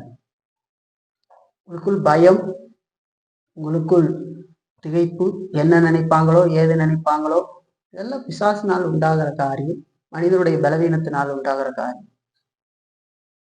எவ்வளவு பெரிய காரியத்தையும் கூட எளிமையாக பேசிவிடுவீர்கள். இயேசுவை பற்றி பேசும்போது கூச்சம் வரும்பார். அதுதான் பாவம். இவங்க எப்படி இயேசுவை சொல்றது, எனக்கு எங்கிருந்து ஆரம்பிச்சு சொல்றதுன்னு தெரியுது. இப்படிலாம் சொல்ற வார்த்தைகளை பார்த்துட்டு நல்ல 4 விஷயத்த கரெக்டா சரியா சொல்ல முடியலைங்கிறது நம்முடைய பலவீனம், நம்முடைய பாவம் தான் இல்லைங்களா, நம்முடைய அறியாமை இல்லைங்களா. எதை உயர்த்தி கூரை மேல நின்று சொல்லணுமோ அதை மட்டா பொறுமையா பாருங்க. கத்தி கத்தி சொல்ல வேண்டிய விஷயத்த மௌனமா சொன்ன என்ன நினைப்பாங்களோ ஏது நினைப்பாங்களோ, அவங்க வருவாங்களா வரமாட்டாங்களா, நம்ம பல சாயங்களை பூசுகிறோம், கர்த்தரையே நம்புறதில்லை. அதுதான் நடக்கும். இவங்க இதை செஞ்சா வரமாட்டாங்க, அவங்க அதை செஞ்சா வரமாட்டாங்க, அது நம்ம வேலை கிடையாது. இயேசுவை பற்றி சொல்லுவதுதான் நம்ம வேலையை தவிர ஒருத்தங்க வருவாங்களா வரமாட்டாங்களான்னு டிசைட் பண்ணிலாம் ஆண்டவர் நமக்கு சொல்லலை. ரட்சிப்பு கர்த்தருடையது. சுவிசேஷம் அறிவிக்கிறது தான் நம்முடைய கடமை. அது கடமை இல்லைங்களா. கடமையை செய்துட்டு பலனை கடவுள் கொடுப்பார் என்று காத்திருந்து ஜெபிக்கணுமே தவிர பலனை நானே அறுத்துக்கிட்டு வர்றதுக்கு முயற்சி செய்து அது கடவுளுடைய காரியத்தை நான் எடுப்பேன் இல்லைங்களா. அப்போ 2வது நம்ம பார்க்கிறோம், சுவிசேஷத்துல தெளிவான வேத போதனை காணப்பட வேண்டும் என்று சொல்லி நாம் பார்க்கிறோம். 3வது, சுவிசேஷத்தை அறிவிப்பது ஒவ்வொரு விசுவாசியினுடைய கடமை என்று சொல்லி நாம் பார்க்கிறோம். சுவிசேஷத்தை அறிவிக்கிற பணி, அந்த பணியை கர்த்தர் ஒவ்வொரு விசுவாசிக்கும் கொடுத்திருக்கிறார் என்று சொல்லி நாம் பார்க்கிறோம் இல்லைங்களா. ஒருவேளை சபை அதிகாரிகளாக இல்லாமல் இருக்கலாம், மூப்பர்களாகவோ போதகராகவோ உதவிக்காரராக இல்லாமல் இருக்கலாம். ஆனால் ஒவ்வொரு விசுவாசியும் சுவிசேஷத்தை அறிவிக்க வேண்டிய கடமை பொறுப்பை கொண்டிருக்கிறான் என்று சொல்லி பார்க்கிற. போதகர் அறிவிக்குவாங்க, இல்ல உதவிக்காரர் அறிவிப்பாங்க சபையில், அவங்களுக்கு தான் அந்த பணி நினைக்கணும் இல்லைங்களா? அது ஒவ்வொரு விசுவாசியினுடைய கடமையாக இருக்கிறது என்று சொல்லி நாம் பார்க்கிறோம் இல்லைங்களா? அப்ப கர்த்தரை அறியாத ஆத்மாவுக்கு சுவிசேஷத்தை சொல்லாதவனாக ஒரு விசுவாசி இருக்க முடியாது இல்லைங்களா? தான் ஒரு விசுவாசி என்று சொல்லி கர்த்தரை அறியாத ஆத்மாவுக்கு சுவிசேஷத்தை அவன் அறிவிக்கவில்லை என்று சொன்னா அவன் ஒரு நல்ல கிறிஸ்துவனாக இருக்க முடியாது இல்லைங்களா? ஏன்னா சுவிசேஷம் சொல்ற பணி எல்லா விசுவாசிகளுக்கும் கொடுக்கப்பட்டிருக்கிற காரியமாக இருக்கிறது இல்லைங்களா? அப்ப நம்ம எல்லாருமே இயேசு கிறிஸ்துவை பற்றி தைரியத்தோடும் பலத்தோடும் சொல்ல வேண்டியது அவசியம் இல்லைங்களா? அது நம்ம சொல்லணும், சபையில அங்கத்தவர்களா இருந்து இல்லைங்களா சொல்லணும். அது எல்லார் மேலும் விழுந்த கடமை, விசுவாசிகள் எல்லார் மேலும் விழுந்த கடமை இல்லைங்களா? பெண்கள்லாம் என்ன பண்ணும், பக்கத்து வீட்டுல இருக்கிற பெண்கள் பேசுகிறவர்களுக்கு, வீட்டுல இருக்கிறவங்களுக்கு சொல்லணும். அதே போல ஆண்கள் வேலை செய்யற இடத்துல, மற்ற இடத்துல, பழக்க வழக்கமான இடத்துல, உறவினர்கள் இடத்துல, இப்படி எல்லார் இடத்துலையும் நாம் இயேசு கிறிஸ்துவை பற்றி சொல்லி அவரை மகிமைப்படுத்த வேண்டும் என்று சொல்லி நாம் பார்க்கணும் இல்லைங்களா? நம்ம சொல்லணும். நம்ம இங்கிருந்து ஜப்பானுக்கு போய் இப்ப சொல்ல முடியாது, ஆனா பக்கத்துல இருக்கிறவங்களுக்கு சொல்லலாம். நம்மோடு வேலை செய்யறவங்களுக்கு இயேசுவை பற்றி சொல்லலாம், அன்றாடு நம்ம பார்க்கிறவங்களுக்கு இயேசுவை பற்றி சொல்லலாம். அங்க திருடனை போல இருந்து வந்தோம் என்று சொன்னால், ஒருவனையும் எனக்கு தெரியுது ஆனா எல்லாரும் எனக்கு அறிந்திருந்து ஒரு முறை கூட நான் அவனிடத்துல இயேசுவை பற்றி பேசாம வந்துகிட்டு இருக்கேன்னா, அந்த மாதிரி ஒரு மோசமான திருடனை பார்க்க முடியுமா? அவனை பேருதான் திருடன். அப்ப இன்னொரு கேள்வி நம்ம வந்துவிடும், அவனுக்கு முதல்ல சுவிசேஷம் அவனுடைய வாழ்க்கையில செயல்பட்டு அவன் ரட்சிப்பு அடைந்திருக்கிறானா அப்படின்னு ஒரு கேள்வி வந்துடும் இல்லைங்களா? ஏன்னா அவன் கூச்சப்படுறான், சொல்ல மாட்டான் இல்லைங்களா? இப்ப அது பாவம் இல்லைங்களா? இப்ப நம்ம எல்லாருக்கும் இயேசு கிறிஸ்துவை பற்றி சொல்ல வேண்டியது அவசியம் இல்லைங்களா? அது மட்டுமல்ல, சுவிசேஷத்தை சொல்லுகிறது என்று சொன்ன உடனேயே, அப்ப சொன்னனே ஒருத்தரை சொல்லி அந்த மாதிரி எல்லாம் பண்ணக்கூடாதுன்னு சொல்லி சொல்லுகிற அந்த மக்களை சபைக்கு அழைக்க வேண்டியது அவசியம். ஆராதனைக்கு அழைக்கணும், சபையினுடைய மற்ற கூட்டங்களுக்கு அவங்கள வரும்படி அழைக்கணும். அப்பதான் அவங்க மேற்கொண்டு சத்தியங்களை அறிந்து வளர்ந்து போவாங்க. எனக்கு தெரிந்த ஒருவர் இருக்கிறார், அவர் காலையில் எழுந்த உடனேயே தனக்கு தெரிந்தவர்களுக்கு எல்லாத்துக்கும் கிளி ஜோசியம் மாதிரி ஒரு வசனத்தை எடுத்து அப்படியே வச்சு டேப் பண்ணி அனுப்பிச்சிருவார். ஒரு 100 பேர் இருந்தா அனுப்பிச்சிருவார். எனக்கும் அவர் தெரிந்தவராக இருக்கிறபடினால அனுப்பிச்சிடுறார். நான் இவர் அனுப்புறாரேன்னு அவர்கிட்ட குட் மார்னிங் எப்படி இருக்கிறீங்கன்னு எத்தனை தடவை அனுப்புனாலும் அதை அவர் பார்க்க போட மாட்டார். ஏன்னு கேட்டா, அவர் அனுப்புனதை நான் பார்த்தேனா, அது என்னது ஏது எதை பற்றியும் கவலை இல்லை. அவரிடத்துல நேர்ல சந்திச்சு பேசும்போது வசனம் டெய்லி எனக்கு அனுப்பிச்சிட்டு இருக்கிறீங்க அப்படின்னு. அப்பதான் அவர் உண்மையை சொன்னார், நான் உங்களுக்கு மட்டும் இல்லை 100 பேருக்கு மொத்தமாக ஒரு எத்தனையோ பேருக்கு வச்சு அனுப்பிச்சிருவேன் டக்குன்னு காலையில குளிச்சு வச்சுக்கிறனாட்ட. நம்ம கர்த்தருடைய பணியை செஞ்சிடணும் பிரதர் அப்படின்னு சொன்னார். இதுக்கு பேர் கர்த்தருடைய பணியா இல்லைங்களா? எங்கேயோ எவனோ விளங்காதவனாட்ட எதுக்கோ யாருக்கோ சொல்லிக்கிட்டு அனுப்பிச்சு விட்டுக்கிட்டு எங்க போய் கரை சேர்றது சொல்லுங்க பார்க்கலாம். சேர முடியுமா? சேர முடியாது. ஆண்டவர் சபையை அமைத்திருக்கிறார், அங்க நடத்தினாதான் அவங்க சத்தியத்துல வளர முடியும். அப்போ நாம் செய்கிற எல்லா சுவிசேஷ பணிகளும் சபைக்கு நேராக மக்களை நடத்துகிற விதத்துல இருக்கணும். சுவிசேஷம் சொல்லி கொஞ்ச நாள் ஆனா சபை ஆராதனைக்கு அழைக்கணும், மற்ற வேத பாட கூட்டத்துக்கோ மற்ற கூட்டத்துக்கோ அழைக்கணும், அவங்களோட நல்ல விதத்துல பழகி அன்பு காட்டணும், வீட்டுக்கு அழைத்து அவங்களோட பேசி நல்ல உறவை வளர்த்து கொள்ளணும் இல்லைங்களா? வெறும் வாயில மட்டும் நம்ம பண்ணினா ஒண்ணும் பண்ண முடியாது இல்லையா? வாயில மட்டும் சொல்லிட்டு போறதில்ல, நம்ம வாழ்க்கையில அவங்க மேல அன்பு காட்டணும். அப்பத்தானே அவங்களுக்கு இயேசுனுடைய அன்புனா என்னன்னே தெரியும் இல்லைங்களா? அதெல்லாம் நம்ம செய்யணும். அது மட்டும் இல்ல, இயேசு கிறிஸ்துவை பற்றிய நல்ல கையேடுகளை அறிமுகப்படுத்த நம்ம சபையில கொடுத்துருக்குற சின்ன புக்கு எல்லாம் கொடுத்துருக்கு இல்லையா? அதெல்லாம் எடுத்து வைத்திருந்து சுவிசேஷம் சொன்னீங்கன்னா அவங்க மேற்கொண்டு அறிஞ்சுக்கிறதுக்கு அவங்களுக்கு கொடுத்து படிக்க சொல்லணும். அப்பதான் படிச்சு இயேசு கிறிஸ்துவை பத்தி தெரிஞ்சுப்பாங்க. ஆல்பர்ட் அன்மார்டின் எழுதின அருமையான சின்ன சின்ன புக்ஸஸ் எல்லாம் கொடுத்துருக்காங்க. உன்னை பற்றிய குற்றப்பதிவேடு, உனக்குள்ள இருக்கிற பொல்லாத இருதயம் இல்லைங்களா, கிறிஸ்துவன் யார், இப்படி நிறைய இருக்கு. இயேசுவிடம் வர ஏன் சிலருக்கு மனதில்லை அப்படிங்கிறதெல்லாம் இருக்கு இல்லையா? அதை எடுத்து வைத்திருந்து உன்னை கொடுத்து அது கொஞ்ச நாள் அவங்களோட பேசி பழகி அவங்களுக்கு மேற்கொண்டு அறிவை வளர்த்துக்கிட்டு சரியா போறதுக்கு, அவங்க கிறிஸ்துவை அறிந்து கொள்வதற்கு அதை நம்ம கொடுத்து அவங்கள வாசிக்க சொல்லணும். ரோட்டுல போகும்போது எங்கேயோ ஒருத்தரை பார்த்து இயேசு நல்லவர், ஆமீன், போயிட்டு வாங்க அப்படின்னா இதுக்கு பேர் சுவிசேஷமா? சுவிசேஷம் இல்லை. நான் எல்லாத்துக்கும் அனுப்பிச்சுக்கிட்டு இருக்கேன், அது சுவிசேஷம். அது சபைக்கு நேராக அவர்களை அழைக்கணும். போனோடனே வாங்க சர்ச்சுக்குன்னு கூப்பிடுறதும் இல்லை சுவிசேஷம். சுவிசேஷம் சொல்லி அவங்களுக்கு நல்ல பழக்கமாகி அவங்கள சபைக்கு அழைக்கணும். அவங்க வந்தா இப்ப சத்தியத்தை இன்னும் மேற்கொண்டு கேட்டு விசுவாசத்துல வளருவாங்க. இல்லைங்களா? இதை செய்யறதுக்கு பெரிய இறையியல் வல்லுநர்களாக இருக்கணுமா? தேவையில்லை. இயேசு கிறிஸ்துவை பற்றி சொல்றதுக்கு இறையியல் வல்லுநர் தேவையில்லை. நான் அடைந்த பாக்கியத்தை நான் மற்றவர்களுக்கு சொல்றேன். அதை சொல்லி அவங்களோட நட்பு பாராட்டி அவங்கள சத்தியத்துக்கு சபைக்கு நேராக அழைக்கணும். இல்லைங்களா? அப்ப சுவிசேஷத்தை இந்த விதத்துல கர்த்தரை அறியாதவர்களுக்கு எடுத்து சொல்ல வெக்கப்படுற கிறிஸ்துவர்கள், அவர்கள் கிறிஸ்துவர்களா அப்படின்னு ஒரு கேள்வி கேட்டுப்பாங்க. இல்லைங்களா? இப்ப பாருங்க, மற்றவங்களோட உலக காரியத்தை பத்தி பேசுறதுல எடுத்துக்கிற ஆர்வம் சுவிசேஷத்துல சொல்லுவதுல இல்லாமல் இருக்கிறதுக்கு காரணம் என்ன? கேள்விப்பட்டீங்க? உலக காரியத்தை பேசுறதுல ஆர்வம் காட்டுறோம், எவ்வளவோ ஆர்வம் காட்டுறோம். ஆனா இயேசுவை பத்தி அவருடைய சுவிசேஷத்தை சொல்லுவதுல ஆர்வம் காட்டாமல் இருப்பது எதை காட்டுகிறது? அவர்கள் ஆவிக்குரிய வளர்ச்சி அடையாதவர்கள் அப்படிங்கிறது தான் காட்டு. நல்ல விதத்துல சத்தியத்துல வளரல, இயேசு கிறிஸ்துவுக்குள்ள முன்னாடி போகல, அப்படியே இருக்கிறான், குழந்தையாக இருக்கிறான். அவன் குழந்தையாக பிறந்திருக்கிறானா அப்படிங்கிற ஒரு கேள்வி நேர வரும். சரிங்களா? அப்ப அதெல்லாம் நம்ம பார்க்கிறோம். அப்ப மூணாவது நம்ம பார்க்கிறோம், கிறிஸ்துவை அறிவிப்பது ஒவ்வொரு விசுவாசனுடைய கடமை. அதை நாம் செய்ய வேண்டியது நம்ம மேல் விழுந்த கடமை, அதை நாம் செய்யணும். அன்போடு மற்றவங்களும் செஞ்சு சொல்லணும். அராஜகம் பண்ணிக்கிட்டு இருக்கிறதோ, மிரட்டிக்கிட்டு இருக்கிறதோ இல்லை, இதுவும் செய்யக்கூடாது. தப்பான சுவிசேஷங்களை சொல்ற மாதிரி செய்யக்கூடாது. இதெல்லாம் செய்யாம வேதத்தின் அடிப்படையில சுவிசேஷத்தை நாம் அறிவிக்க வேண்டும். சரிங்களா? சரி, கடைசி நாலாவது ஒரு பயன்பாடு, சுவிசேஷப்படி கர்த்தருடைய சபைக்கே கொடுக்கப்பட்டிருக்கிறதுன்னு சொல்லி நாம் பார்க்கிறோம். நாம் வாசிக்க கேட்ட இந்த மத்தேயு 28ஆம் அதிகாரத்துல 18-20 நம்ம பார்த்த மாதிரி இயேசு கிறிஸ்து பரத்திற்கு ஏறி போவதற்கு முன்பதாக சீசர்களுக்கு கொடுத்த கடைசி கட்டளையாக இருக்கிறது. சுவிசேஷ பணியை பற்றிய கட்டளை, உலகம் முழுவதற்கும் சுவிசேஷத்தை அறிவியுங்கள் என்று சொல்லி சொல்லப்பட்டது.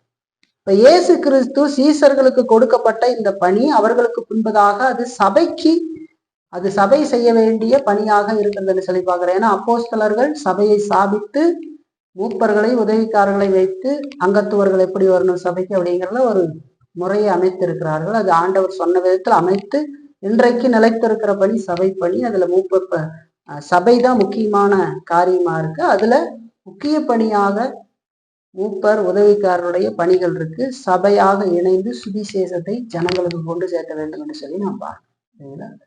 அது சபைக்கு கொடுத்த பணி. இப்ப எல்லா கிறிஸ்துவர்களுமே கிறிஸ்துவை பற்றி அவரை தெரியாதவர்களுக்கு எடுத்து சொல்ல வேண்டிய கடமை பொறுப்பை கொண்டிருந்தாலும் கூட அப்படி சொல்லி தனியா ஒரு குழுவை ஏற்படுத்துகிற வேலையில ஈடுபடக்கூடாது. இல்லைங்களா? நீங்க சில பேர் செய்யறாங்க இல்லையா, போயிட்டு அவனே 4 பேரை வச்சுட்டு அதுக்கப்புறம் அவனே கிளம்பிடுவான். இல்லைங்களா? அப்புறம் நாங்கள் ஒரு சின்ன ஜப கூட்டம் நடத்திக்கிட்டதுன்னா அவனே கிளம்பிடுவோம். சர்ச்சு எந்த அனுமதியும் இருக்காது, ஒன்றும் இருக்காது. அப்புறம் போய் இல்லாம சபைக்கு தான் கொடுக்கப்பட்டிருக்கிறது அந்த பொறுப்பு. சபை முறைப்படி அமைக்கிறதும் இல்லைங்களா, அங்கதான் சபையில தான் திருமுழுக்கு, திருவிருந்து, சீசத்துவ பயிற்சி, பிரசங்கம், போதனை எல்லாத்தையும் நடத்துகிறதற்கு கிறிஸ்து சபையைத்தான் கொடுத்திருக்கிறார் என்று சொல்லி நாம் பார்க்கிறோம். இல்லைங்களா? இப்ப சபைக்கு தான் ஜனங்களை வழி நடத்த வேண்டும் என்று சொல்லி பார்க்கிறோம். சபையிலிருந்து தான் போய் ஒரு காரியத்தை செய்து வரும்போது விசுவாசிகள் அது அவங்களுக்கு சொன்னவங்களை இந்த அறிமுகப்படுத்தி தொடர்ந்து சபை அவங்களுக்காக ஜெபித்து இன்னும் சில ஆலோசனைகளை கொடுத்து கிறிஸ்துவுக்கு நேராக நடத்தும். இல்லைங்களா? நம்மளே தாண்டவட்டித்தனமாக செய்கிறது தவறு. இல்லைங்களா? அப்படி எங்கேயோ போய் செஞ்சுக்கிட்டு அதை தற்பெருமை அடைந்து கொண்டு அல்லது சுய திருப்தி அடைந்து கொண்டு இருக்கிறதெல்லாம் இந்த நம்ம சொன்னோம் இல்லையா, வீணா போன இடங்கள்ல இருக்கிறதையும் பண்ணிக்கிட்டு இருக்கிறது. நான் கிறிஸ்துவுக்காக ஓடி செஞ்சுட்டு இருக்கிறேன்னு எங்கேயோ போய்கிட்டு யாருக்கிட்டேயோ சொல்லிக்கிட்டு எங்கெங்கேயோ தெரிஞ்சுக்கிட்டு நான் செய்தேன்னு சொன்னா சுவிசேஷம் சொன்னா அவங்கள நேரம் எதுக்கு அடுத்த கட்டமாக சபைக்கு நேராக நடத்துறனான்னு கேள்வி வரும். அப்பதான் அது சரியான சுவிசேஷ பணி. இல்லைங்களா? தானே வச்சுக்கிட்டு தானே இது பண்ணிக்கிட்டு இருந்தானா அவன் ஒன்றும் தெரியாதவன்னு அர்த்தம் இல்லைங்களா? அப்ப பாரு, அப்போ நம்ம நல்லா தெரிஞ்சுக்கணும் இல்லைங்களா? இப்ப திருச்சபை செய்ய வேண்டிய ஊழியங்களை திருச்சபையால் அனுமதிக்கப்படாத தனி மனிதர்கள் செய்ய பார்க்கிறது தவறு என்று சொல்லி பார்க்கணும். இது தனி மனித ஊழியர்கள் பெரிதாக இருக்கிறதை நாம் பார்க்கிறோம். அதுல ஒருத்தர் பேரத்தான் அப்படி சொன்னேன். தனியா சர்ச்செல்லாம் இருக்காது அவங்களுக்கு. ஒரு சர்ச்சு இல்லைன்னா சர்ச்சு தான் ஆண்டவர் கொடுத்திருக்கிறார், அங்கதான் சுவிசேஷம் அவங்களுக்கு கொடுத்திருக்கிறார், அங்கதான் பிரசங்கம் கொடுத்திருக்கிறாரு, அங்கதான் திருமுழுக்கு எடுக்கிறது, திருவிருந்து அனுசரிக்கப்படுறது, தொடர்ந்து சபையிலிருந்து வளர்ந்த ஆவிக்குரிய வாழ்க்கையில். அதுலயே சொல்லப்படுது இல்லையா மத்தேயில, நீங்க சகல ஜாதிகளை சீசராக்கின்னு விசுவாசி, பிதா குமாரன் பரிசுத்தாவி நாமத்தினால ஞானஸ்தானம் கொடுத்து அவங்கள மெம்பர்ஷிப் ஆக்கி நான் உங்களுக்கு கட்டளையிட்ட யாவையும் அவர்கள் கைகொள்ளும்படி உபதேசிங்க. அதுக்கப்புறம் தான் சபையில உபதேசம் கொடுக்கப்பட்ட அவங்க நல்ல பரிசுத்த வாழ்க்கையில முன்னேறதுக்கான காரியங்கள்லாம் செய்யப்ப அது தனி மனிதனுடைய காரியங்கள் அல்ல. எங்கெங்கயோ கொண்டு போய் கொடுத்துக்கிட்டு போய்கிட்டு வந்துகிட்டு இருக்கிறது இல்லை. அது நம்ம சுய திருப்தி அடைந்து கொள்கிறார். நாங்கள் இயேசுவுக்காக இதெல்லாம் நாங்கள் செய்தோம் அப்படின்னு சொல்லி அவன் எங்க போனாங்கன்னு எப்படி தெரியுமா? போய் சொன்னா தெரியுமா? தெரியாது. நான் ஒரு முறை கரூர்ல பஸ்ஸில் உட்காந்துருக்கும்போது ஏதோ ஒரு ஊருக்கு போகும்போது ஒரு ஐயா வந்து என்கிட்ட, நான் கிறிஸ்துவங்கிறதே தெரியாம என்கிட்ட நீட்டினாரு, ஒரு காயத்தை நீட்டினாரு. வாங்கி படிச்சு பார்த்தேன். அது இயேசுவை பற்றி ஏதோ எழுதி வைத்திருந்தது. நீங்க கிறிஸ்துவரான்னு கேட்டேன். ஆமாங்க நீங்க கிறிஸ்துவரான்னு என்கிட்ட கேட்டாரு. ஆமான்னு சொன்னேன். ஓகே நீங்க சந்தோஷம், போயிட்டு வாங்க அப்படின்னு சொன்னேன். போனவர் இப்படின்னு போனார், திரும்ப வந்தார். கொஞ்சம் சிரமமா இருக்குது, ஏதாவது காணிக்கை கொடுக்குறீங்களான்னு கேட்குறேன். அப்போ நான், நீங்க எங்கிருந்து வர்றீங்க, நீங்க யார் முதல்லன்னு எனக்கு தெரியாது, ஏன் எங்கிட்ட காணிக்கை கேட்குறீங்க, இது என்ன வேலை, சரிங்களா? என்னன்னே தெரியல. அப்புறம் பஸ்ல போயிட்டு இருக்கிறவன்ட்டு அதை நான் கொடுத்து என்ன பண்றதுன்னே தெரியல. அவன் எந்த ஊருக்கு போறானே தெரியாது, எந்த திசைக்கு போவான், படிச்சிடுறான். அதை அவனுக்கு போய் கீழே காலை வச்சோடனே மாதா கோயில் இருக்கு, அவனுக்கு மாதா கோயில் எது கிறிஸ்துவ எதுன்னு தெரியுமா? இப்ப இந்த மாதிரி நிறைய சுய திருப்தி அடைந்து கொள்கிறார்கள். இதெல்லாம் நான் செஞ்சுட்டு வந்தேன் இல்லை. இயேசு கிறிஸ்துவை பற்றி அறிவித்து அவர்களை சபைக்கு நேராக நடத்தினாதான் அவங்க ரட்சிக்கப்பட்டு சரிய சபையிலிருந்து குடும்ப வாழ்க்கையை கடவுளுக்குள்ள வாழ்ந்து நித்தியத்துக்கு போய் சேர்வாங்க. இல்லைன்னா இது பண்ண முடியாது. அதனால திருச்சபையில பின்பற்ற வேண்டிய கடமைகளை நமக்கு அது சொல்லுது இல்லைங்களா? சீசராக்கி விசுவாசியாக்கி ஞானஸ்தானம் கொடுத்து அப்புறம் உபதேசம் கொடுக்கணும் சபையில இருந்து. அதைத்தான் அந்த பகுதி நமக்கு அழகாக சொல்லுகிறது இல்லைங்களா? இப்ப வேதம் பொதுவாகவே எல்லா கிறிஸ்தவர்களும் திருச்சபைக்கு மதிப்பு கொடுத்து அதில் அங்கத்தவர்களாக இருந்து கிறிஸ்துவனுடைய கட்டளையை பின்பற்றி வாழ வேண்டும் என்று சொல்லி எதிர்பார்க்கிறதை நாம் பார்க்கிறோம். அங்கத்தவரா இருந்து சபையில அங்கிருந்து சபைக்கு மதிப்பு கொடுத்து அதுக்கப்புறம் கிறிஸ்துவின் கட்டளை சுவிசேஷத்தை அறிவிக்க வேண்டியதை எதிர்பார்க்கிறோம் இல்லைங்களா? அப்ப திருச்சபை இல்லாம ஒரு ஆத்துமா கிறிஸ்துவ வாழ்க்கையை வெற்றிகரமாக வாழ்ந்து தன்னுடைய குடும்பத்தை கர்த்தருக்கு நேராக வழிநடத்த முடியாது இல்லைங்களா? திருச்சபை இல்லாம நடத்த முடியும். ஏன்னா திருச்சபையில் தான் நல்ல ஆலோசனை கொடுத்து எப்படி அவங்க போகணும் வரணும், அவங்களுடைய கஷ்ட நஷ்ட நேரங்கள்ல அவர்களுக்கு உதவி அவர்களை நடத்த முடியும் இல்லைங்களா? இப்ப திருச்சபை உதாசீனப்படுத்துகிறது அப்படிங்கிறது கர்த்தரை உதாசீனப்படுத்துவதற்கு சமமானது என்று சொல்லி நாம் பார்க்கிறோம் இல்லைங்களா? ஏன்னா ஆத்துமாக்களுக்கு தேவையான எல்லா விதமான ஆவிக்குரிய உதவிகளை பெற்றுக்கொள்வதற்கு கிறிஸ்து வந்து சபையைத்தான் ஏற்படுத்தி வச்சிருக்கிறார். அங்கதான் ஆவிக்குரிய சகல காரியமும் கிடைக்கும். இப்ப இப்படி சொல்றதுனால உலகத்தில் இருக்கிற எல்லா சபைகளும் அதைத்தான் நான் சொல்றேன்னு நினைச்சுக்கிறேன். அப்படி இல்லை. நான் சொல்லியிருந்தேன் சபையினாலே எல்லா சர்ச்சையும் வச்சிருக்கிற எல்லா சர்ச்சையும் அதுதான் அப்படின்னு நினைக்கிறேன். ஏன்னா சபையில நல்லதும் இருக்கிறது கெட்டதும் இருக்கிறது இல்லைங்களா? ஆத்துமாக்கள் தான் சபையை ஆராய்ந்து பார்த்து இல்லைங்களா, ஆராய்ந்து பார்த்து தங்களுடைய ஆத்ம வாழ்க்கைக்கு நல்ல உணவை கொடுக்கக்கூடிய சபையில இணைந்து வாழ வேண்டியது அவசியம். அது சரியான சபையா, அதுல நான் இருந்தா எனக்கு ஆத்மீக வாழ்வுக்கான சகல காரியங்களும் எனக்கு கிடைக்குமா அது என்னை கோஷித்து நடத்துமா, அதுல இறையல் சத்தியங்கள் தான் வருகிறதா அப்படின்னு கேட்டு அந்த சபையில நிலைத்திருந்து நாம் பார்க்கிறோம்.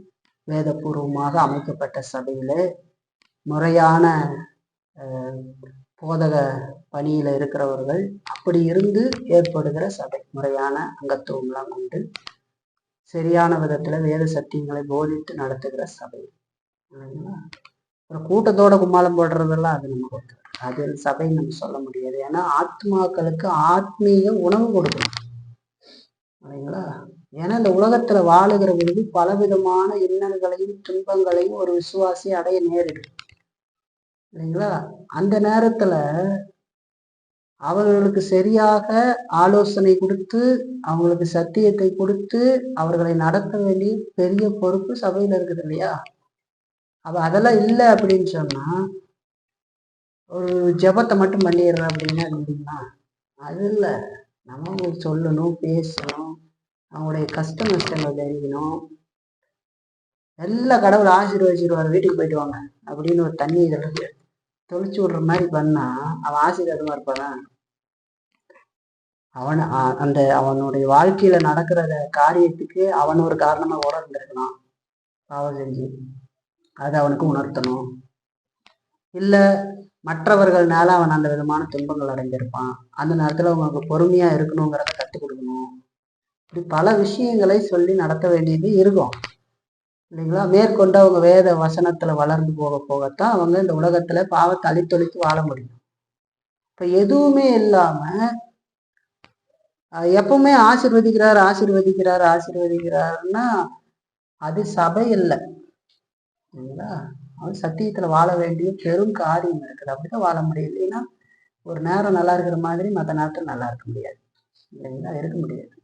அப்போ நல்ல சபைகள் இப்ப சொல்றதெல்லாம் உலகத்துல காணப்படுற எல்லாமே நல்ல சபைகள்னு சொல்ல முடியாது. நல்லது கெட்டது இணைந்து இருக்கிறது.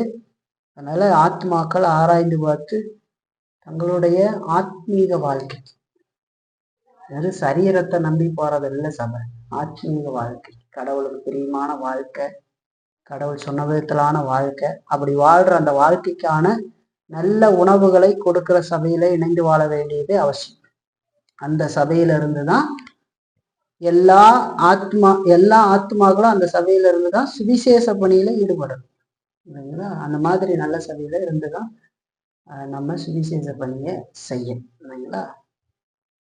அதனால கண்ணுல பாக்குறதெல்லாம் சபைன்னு நினைக்க கூடாது இல்லைங்களா. அதே போல சபையவே கண்ணுல பாத்திராத ஒரு ஆத்மா எந்த சுவிசேஷத்தை கிறிஸ்துவை அறியாதவர்களுக்கு அறிவிப்பார்கள் சொல்லிப்பார், அறிய முடியாது. அவன் அந்த மனிதன் என்னவா இருக்கிறானோ, என்னவா சபையில கீழ்ப்படிந்து நல்ல விதத்துல வளர்ந்து வரானோ அதை பொறுத்துதான் அவனுடைய நடவடிக்கைகளும் இருக்கும், அவன் மற்றவர்களுக்கும் இருப்பான், மற்றபடி இருக்க மாட்டான். அதனால ரொம்ப கவனத்தோடு நம்ம இதையெல்லாம் சிந்தித்து பார்க்க வேண்டியது அவசியம். அதனால சுவிசேஷத்தினுடைய இலக்கை பார்த்திருக்கிறோம். சுவிசேஷத்தினுடைய இலக்கு இயேசு கிறிஸ்துவை அறியாதவர்களுக்கு இயேசு கிறிஸ்துவை அறிமுகப்படுத்த, இயேசுவத்தான் அறிமுகம். இதோடு சுவிசேஷம் அது வேத போதனைகளால் நிறைந்து காணப்பட வேண்டும் என்று சொல்லி பார்க்கணும். எதையோ சொல்லி அதை சுவிசேஷம் சொல்லப்படாது. அதோடு மூணாவது, சுவிசேஷம் சொல்றது ஒவ்வொரு விசுவாசியினுடைய கடன், அதை நாம் தவிர்க்க முடியாது. அதே போல நாலாவது, சுவிசேஷ பணி கர்த்தருடைய சபைக்கு கொடுக்கப்பட்டிருக்கிறது. சபையில நல்ல அங்கத்தவர்களாக இருந்து வளர்ந்து போய் சுவிசேஷம் அறிவித்து சபைக்கு நேராக நடத்தி தாங்களும் அவரோடு கூட இணைந்து இந்த ஆராதனையில இருந்து கர்த்தரை மகிமைப்படுத்தி போறது இல்லைங்களா. வெளியில இருந்துகிட்டு ரோட்ல இருக்கிறவங்க எங்க கொண்டு போவாங்க நினைக்கிறீங்க? அவர் சுவிசேஷம் அறிவிச்சு எங்க போக சொல்றது?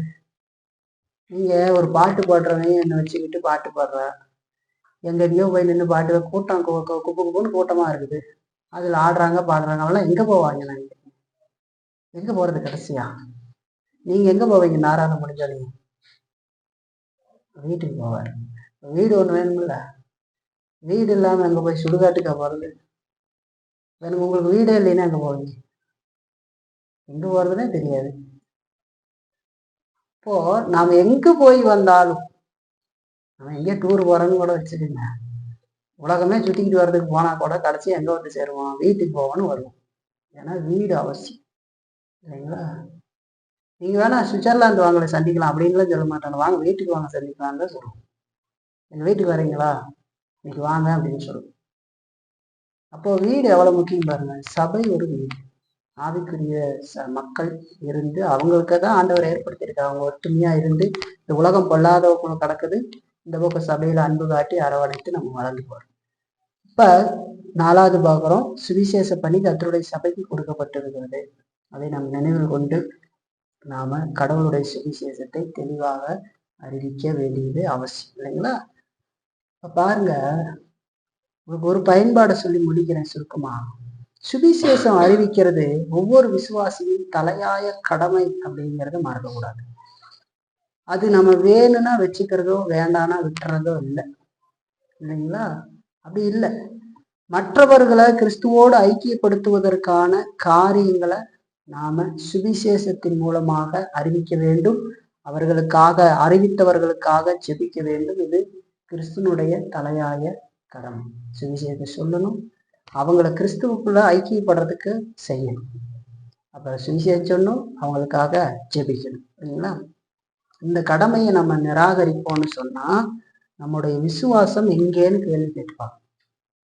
இந்த கடமையை நம்ம நிராகரிக்க முடியாது இல்லைங்களா? இது நாம் செய்தே ஆக வேண்டும். ஏன்னா விசுவாசம் உடைய ஒரு நல்ல விசுவாசி அதை செய்வான் இல்லைங்களா? அப்போ நாம் இந்த கடமையை நிராகரிப்போம்னு சொன்னா நம்முடைய விசுவாசம் எங்கேன்னு ஒரு கேள்வி கேட்டுப்பாங்க. கிறிஸ்து மேல் இருக்கிற விசுவாசம், அதோடு நம்முடைய இரக்கம் எங்கேன்னு கேள்வி கேட்டுப்பாங்க. இரக்கம்ன்றது என்ன? அழிவுல இருக்கிற ஒருத்தனுக்கு நாம இறக்கப்பட்டு செய்கிறது. அந்த உலகத்துல ஒருத்தன் பசியில வறுமையில எல்லாம் ரோட்ல போகும்போது கை கால் இல்லாத ஒருத்தர் சாப்பாட்டுக்கு வழி இல்லைன்னா நம்ம காசை ஒரு 10 ரூபாய் எடுத்து கொடுக்கறதுக்கு முற்படுகிற பொழுது அங்க நம்ம என்ன காட்டுறோம்? இரக்கத்தை காட்டுகிறோம். ஆனா ஒருத்தன் நித்தியமா நரகத்துல போய் அழிய போகிறான் என்பதை நாம் தெரிந்தோம், அவனுக்கு நாம் இரக்கம் காட்டலைன்னா நம்முடைய இரக்கம் எங்கேன்னு கேள்வி கேட்டுப்போம். நம்மளை மாதிரி வஞ்சகத்தனமான இருக்கிறவன் எங்கே? வஞ்சகத்தனமானவன் எப்படிப்பட்டவன் பாரு இல்லைங்களா? பசியில இருக்கிறவன்னு ரோட்ல பாருங்க, சோறு இல்லாமல் கஷ்டப்படுற மாதிரி ஒருத்தங்க ரொம்ப மோசமா இருக்கிறாங்க, நம்மகிட்ட காசு கேட்டா நம்ம எப்படியாவது பார்த்து ஏமாத்துறவங்க ஒரு ஊரா இருப்பாங்க. நல்லா நம்ம பார்த்து கண்ணார தெரிஞ்சு நம்ம ஒரு 10 ரூபாய் 5 ரூபாய் எடுத்து கொடுக்கறதுக்கு முயற்சி போடுறோமேங்க, ஏதோ நம்ம இறக்கம் காட்டி அவங்களுக்கு அது கொடுப்போம் அப்படின்னு நினைப்போம். ஆனா நித்தியமாக நரகத்தை அழிய போகிறார்கள் என்றவர்களை தெரிந்தும் அவர்கள் மேல் நாம் இரக்கம் காட்டல அப்படின்னு சொன்னா நாம் இரக்கம் பெற்றவர்களா அப்படின்னு ஒரு கேள்வி கேட்கும். ஆண்டவர் நமக்கு காட்டின இரக்கத்தை நாம் அனுபவிச்சுட்டோமான்னு கேட்கும் இல்லைங்களா? இப்ப சுவிசேஷத்தை உலகத்திற்கு அறிவிக்க விரும்பாதவனுக்கு சுவிசேஷத்தினுடைய மகிமை தெரியுமா அப்படின்னு கேள்வி. உலகுக்கு அறிவிக்கல அப்படின்னா முதல்ல அந்த சுவிசேஷனுடைய மகிமை எனக்கு தெரியுமா, நான் என்னுடைய ரட்சிப்பு சரியானதான்னு கேள்வி கேட்போம் இல்லைங்களா? அதைத்தான் நம்ம பார்க்கிறோம் இல்லைங்களா? ஆகவே சுவிசேஷம் அறிவிப்பதுங்கிறது ஒவ்வொரு விசுவாசியினுடைய தலையாய கடமை இல்லைங்களா? நீங்கள் ஊக்கத்தோடு உண்மையாக கடவுள் மேல் நம்பிக்கை வைத்து கர்த்தருடைய சுவிசேஷத்தை உங்களை சார்ந்தவர்களை அறிவித்து அவர்களுக்காக ஜெபித்திருந்தீர்கள்னா உங்கள் பக்கத்துல நார் எத்தனையோ பேர் இருந்திருப்பாங்க. அப்படி செய்தால் நிச்சயமாக கடவுள் அதை பார்ப்பார், அவர்களை ரட்சிப்பார். அப்படி இல்லாததுனால பயம், நடுக்கம், சொல்லலாமா வேண்டாமா, அல்லது கசப்பை மாற்றுவதற்கு என்னெல்லாம் செய்யலான்ற வேலையெல்லாம் செஞ்சு, அல்லது அஜாக்கிரதையாக மறந்து வாழ்ந்து தன்னுடைய சுயத்துல நம்பிக்கை கொண்டு இப்படியெல்லாம் நடக்கிற பொழுது கடவுள் அதை ஆசீர்வதிக்கிறது. உண்மையாக உத்தமத்தோடு கடவுளுடைய சர்வ ஏகாதிபத்தியத்துல நம்பிக்கை கொண்டு அவர் சொன்ன சுவிசேஷத்துல நம்பிக்கை கொண்டு பரிசுத்தாவியானவர் அந்த வார்த்தையின் மூலமாக அந்த மனிதனுடைய வாழ்க்கையில செயல்படுவார். நான் ஒரு கருவி, நான் வாயாக இருந்து அதை மட்டும் செய்ய போகிறேன், கர்த்தர் அதை செய்வார்னு விசுவாசத்தோடு அதை செய்து ஒவ்வொரு காரியத்தையும் இப்ப சொன்ன மாதிரி செஞ்சு அவங்களை சபைக்கு அழைத்து மற்ற கூட்டங்களுக்கு அழைத்து அவங்களுக்கு சுவிசேஷ கையெல்லாம் கொடுத்து சரியாக அவர்களை அணுகுனீர்கள் என்று சொன்னா, நட்பு பாராட்டி அணுகுனீர்கள் என்று சொன்னா நிச்சயமாக அங்கே ஒரு காரியத்தை நம்ம பார்ப்போம். கடவுள் அவங்களுடைய வாழ்க்கையில கிரியை செய்யறதை பார்ப்போம். சொல்ற நமக்கே அதுல எந்த விசுவாசமும் இல்லை என்று சொன்னா அங்க கடவுளை கிரியை செய்வாரா? சொல்லிட்டேன், வந்த வரேன், வராட்டி போயிட்டு போறேன் அப்படிங்கிற மாதிரி இருந்துட்டு, அது சொன்னதுலயும் ஒரு இதுவும் இல்லாம இருந்துட்டு, அப்புறம் எப்பவுமே மற்றவங்களை குற்றப்படுத்த கூடாது. உலகத்துல இருக்கிறவங்க அப்படித்தான் இருப்பாங்க. சொல்றது எல்லாருமே கேட்டுறணும் அப்படின்னு நினைக்க கூடாது. நம்ம அன்பு காட்டி சொல்லணும், அன்புதான் காட்டணும். சொல்ல கேட்கலைன்னா உடனே சண்டைக்கு போறது அதெல்லாம் பண்ணக்கூடாது. அன்பு காட்டணும், அன்பு காட்டி தான் கிறிஸ்து அன்பு காட்டுறாங்க இல்லையா? அன்பு காட்டி சிலுவை அறிவிக்கும் இல்லைங்களா? ஆகவே அந்த மாதிரி நம்ம செய்வோம். இந்த வருடத்துல, வருகிற புது வருடத்துல இந்த கட்டளையை நாம் நினைத்து பார்த்து மனம் திரும்பி நம்ம அதை செய்ய மறுத்ததுக்காக மனம் திரும்பி வருகிற வருடத்துல உற்சாகத்தோடு கூட மற்றவர்களுக்கு சுவிசேஷம் அறிவிப்போம். விசேஷமா நம்முடைய நண்பர்கள், குடும்பத்தினர்கள் மற்றவர்களுக்கு சுவிசேஷம் அறிவிப்போம். அவர்களையும் கிறிஸ்துவில் ஐக்கியப்படுறதுக்கான காரியத்தை ஆண்டவர் நமக்கு ஒரு அருமையான பாக்கியத்தை கொடுத்துருக்கிறார். அதை செய்யறதுக்கு நம்மளை ஒரு கருவியா ஆண்டவர் பயன்படுத்துறார். அந்த கருவியாக நம்ம இருந்து செயல்படுவோம். கடவுள் நிச்சயமாக வருகிற வருடத்துல அப்படி சபையில பெரிய காரியங்கள்லாம் செய்வார் இல்லைங்களா? அதை நம்ம அந்த மாதிரி செய்வோம். கர்த்தர் நடத்தும்.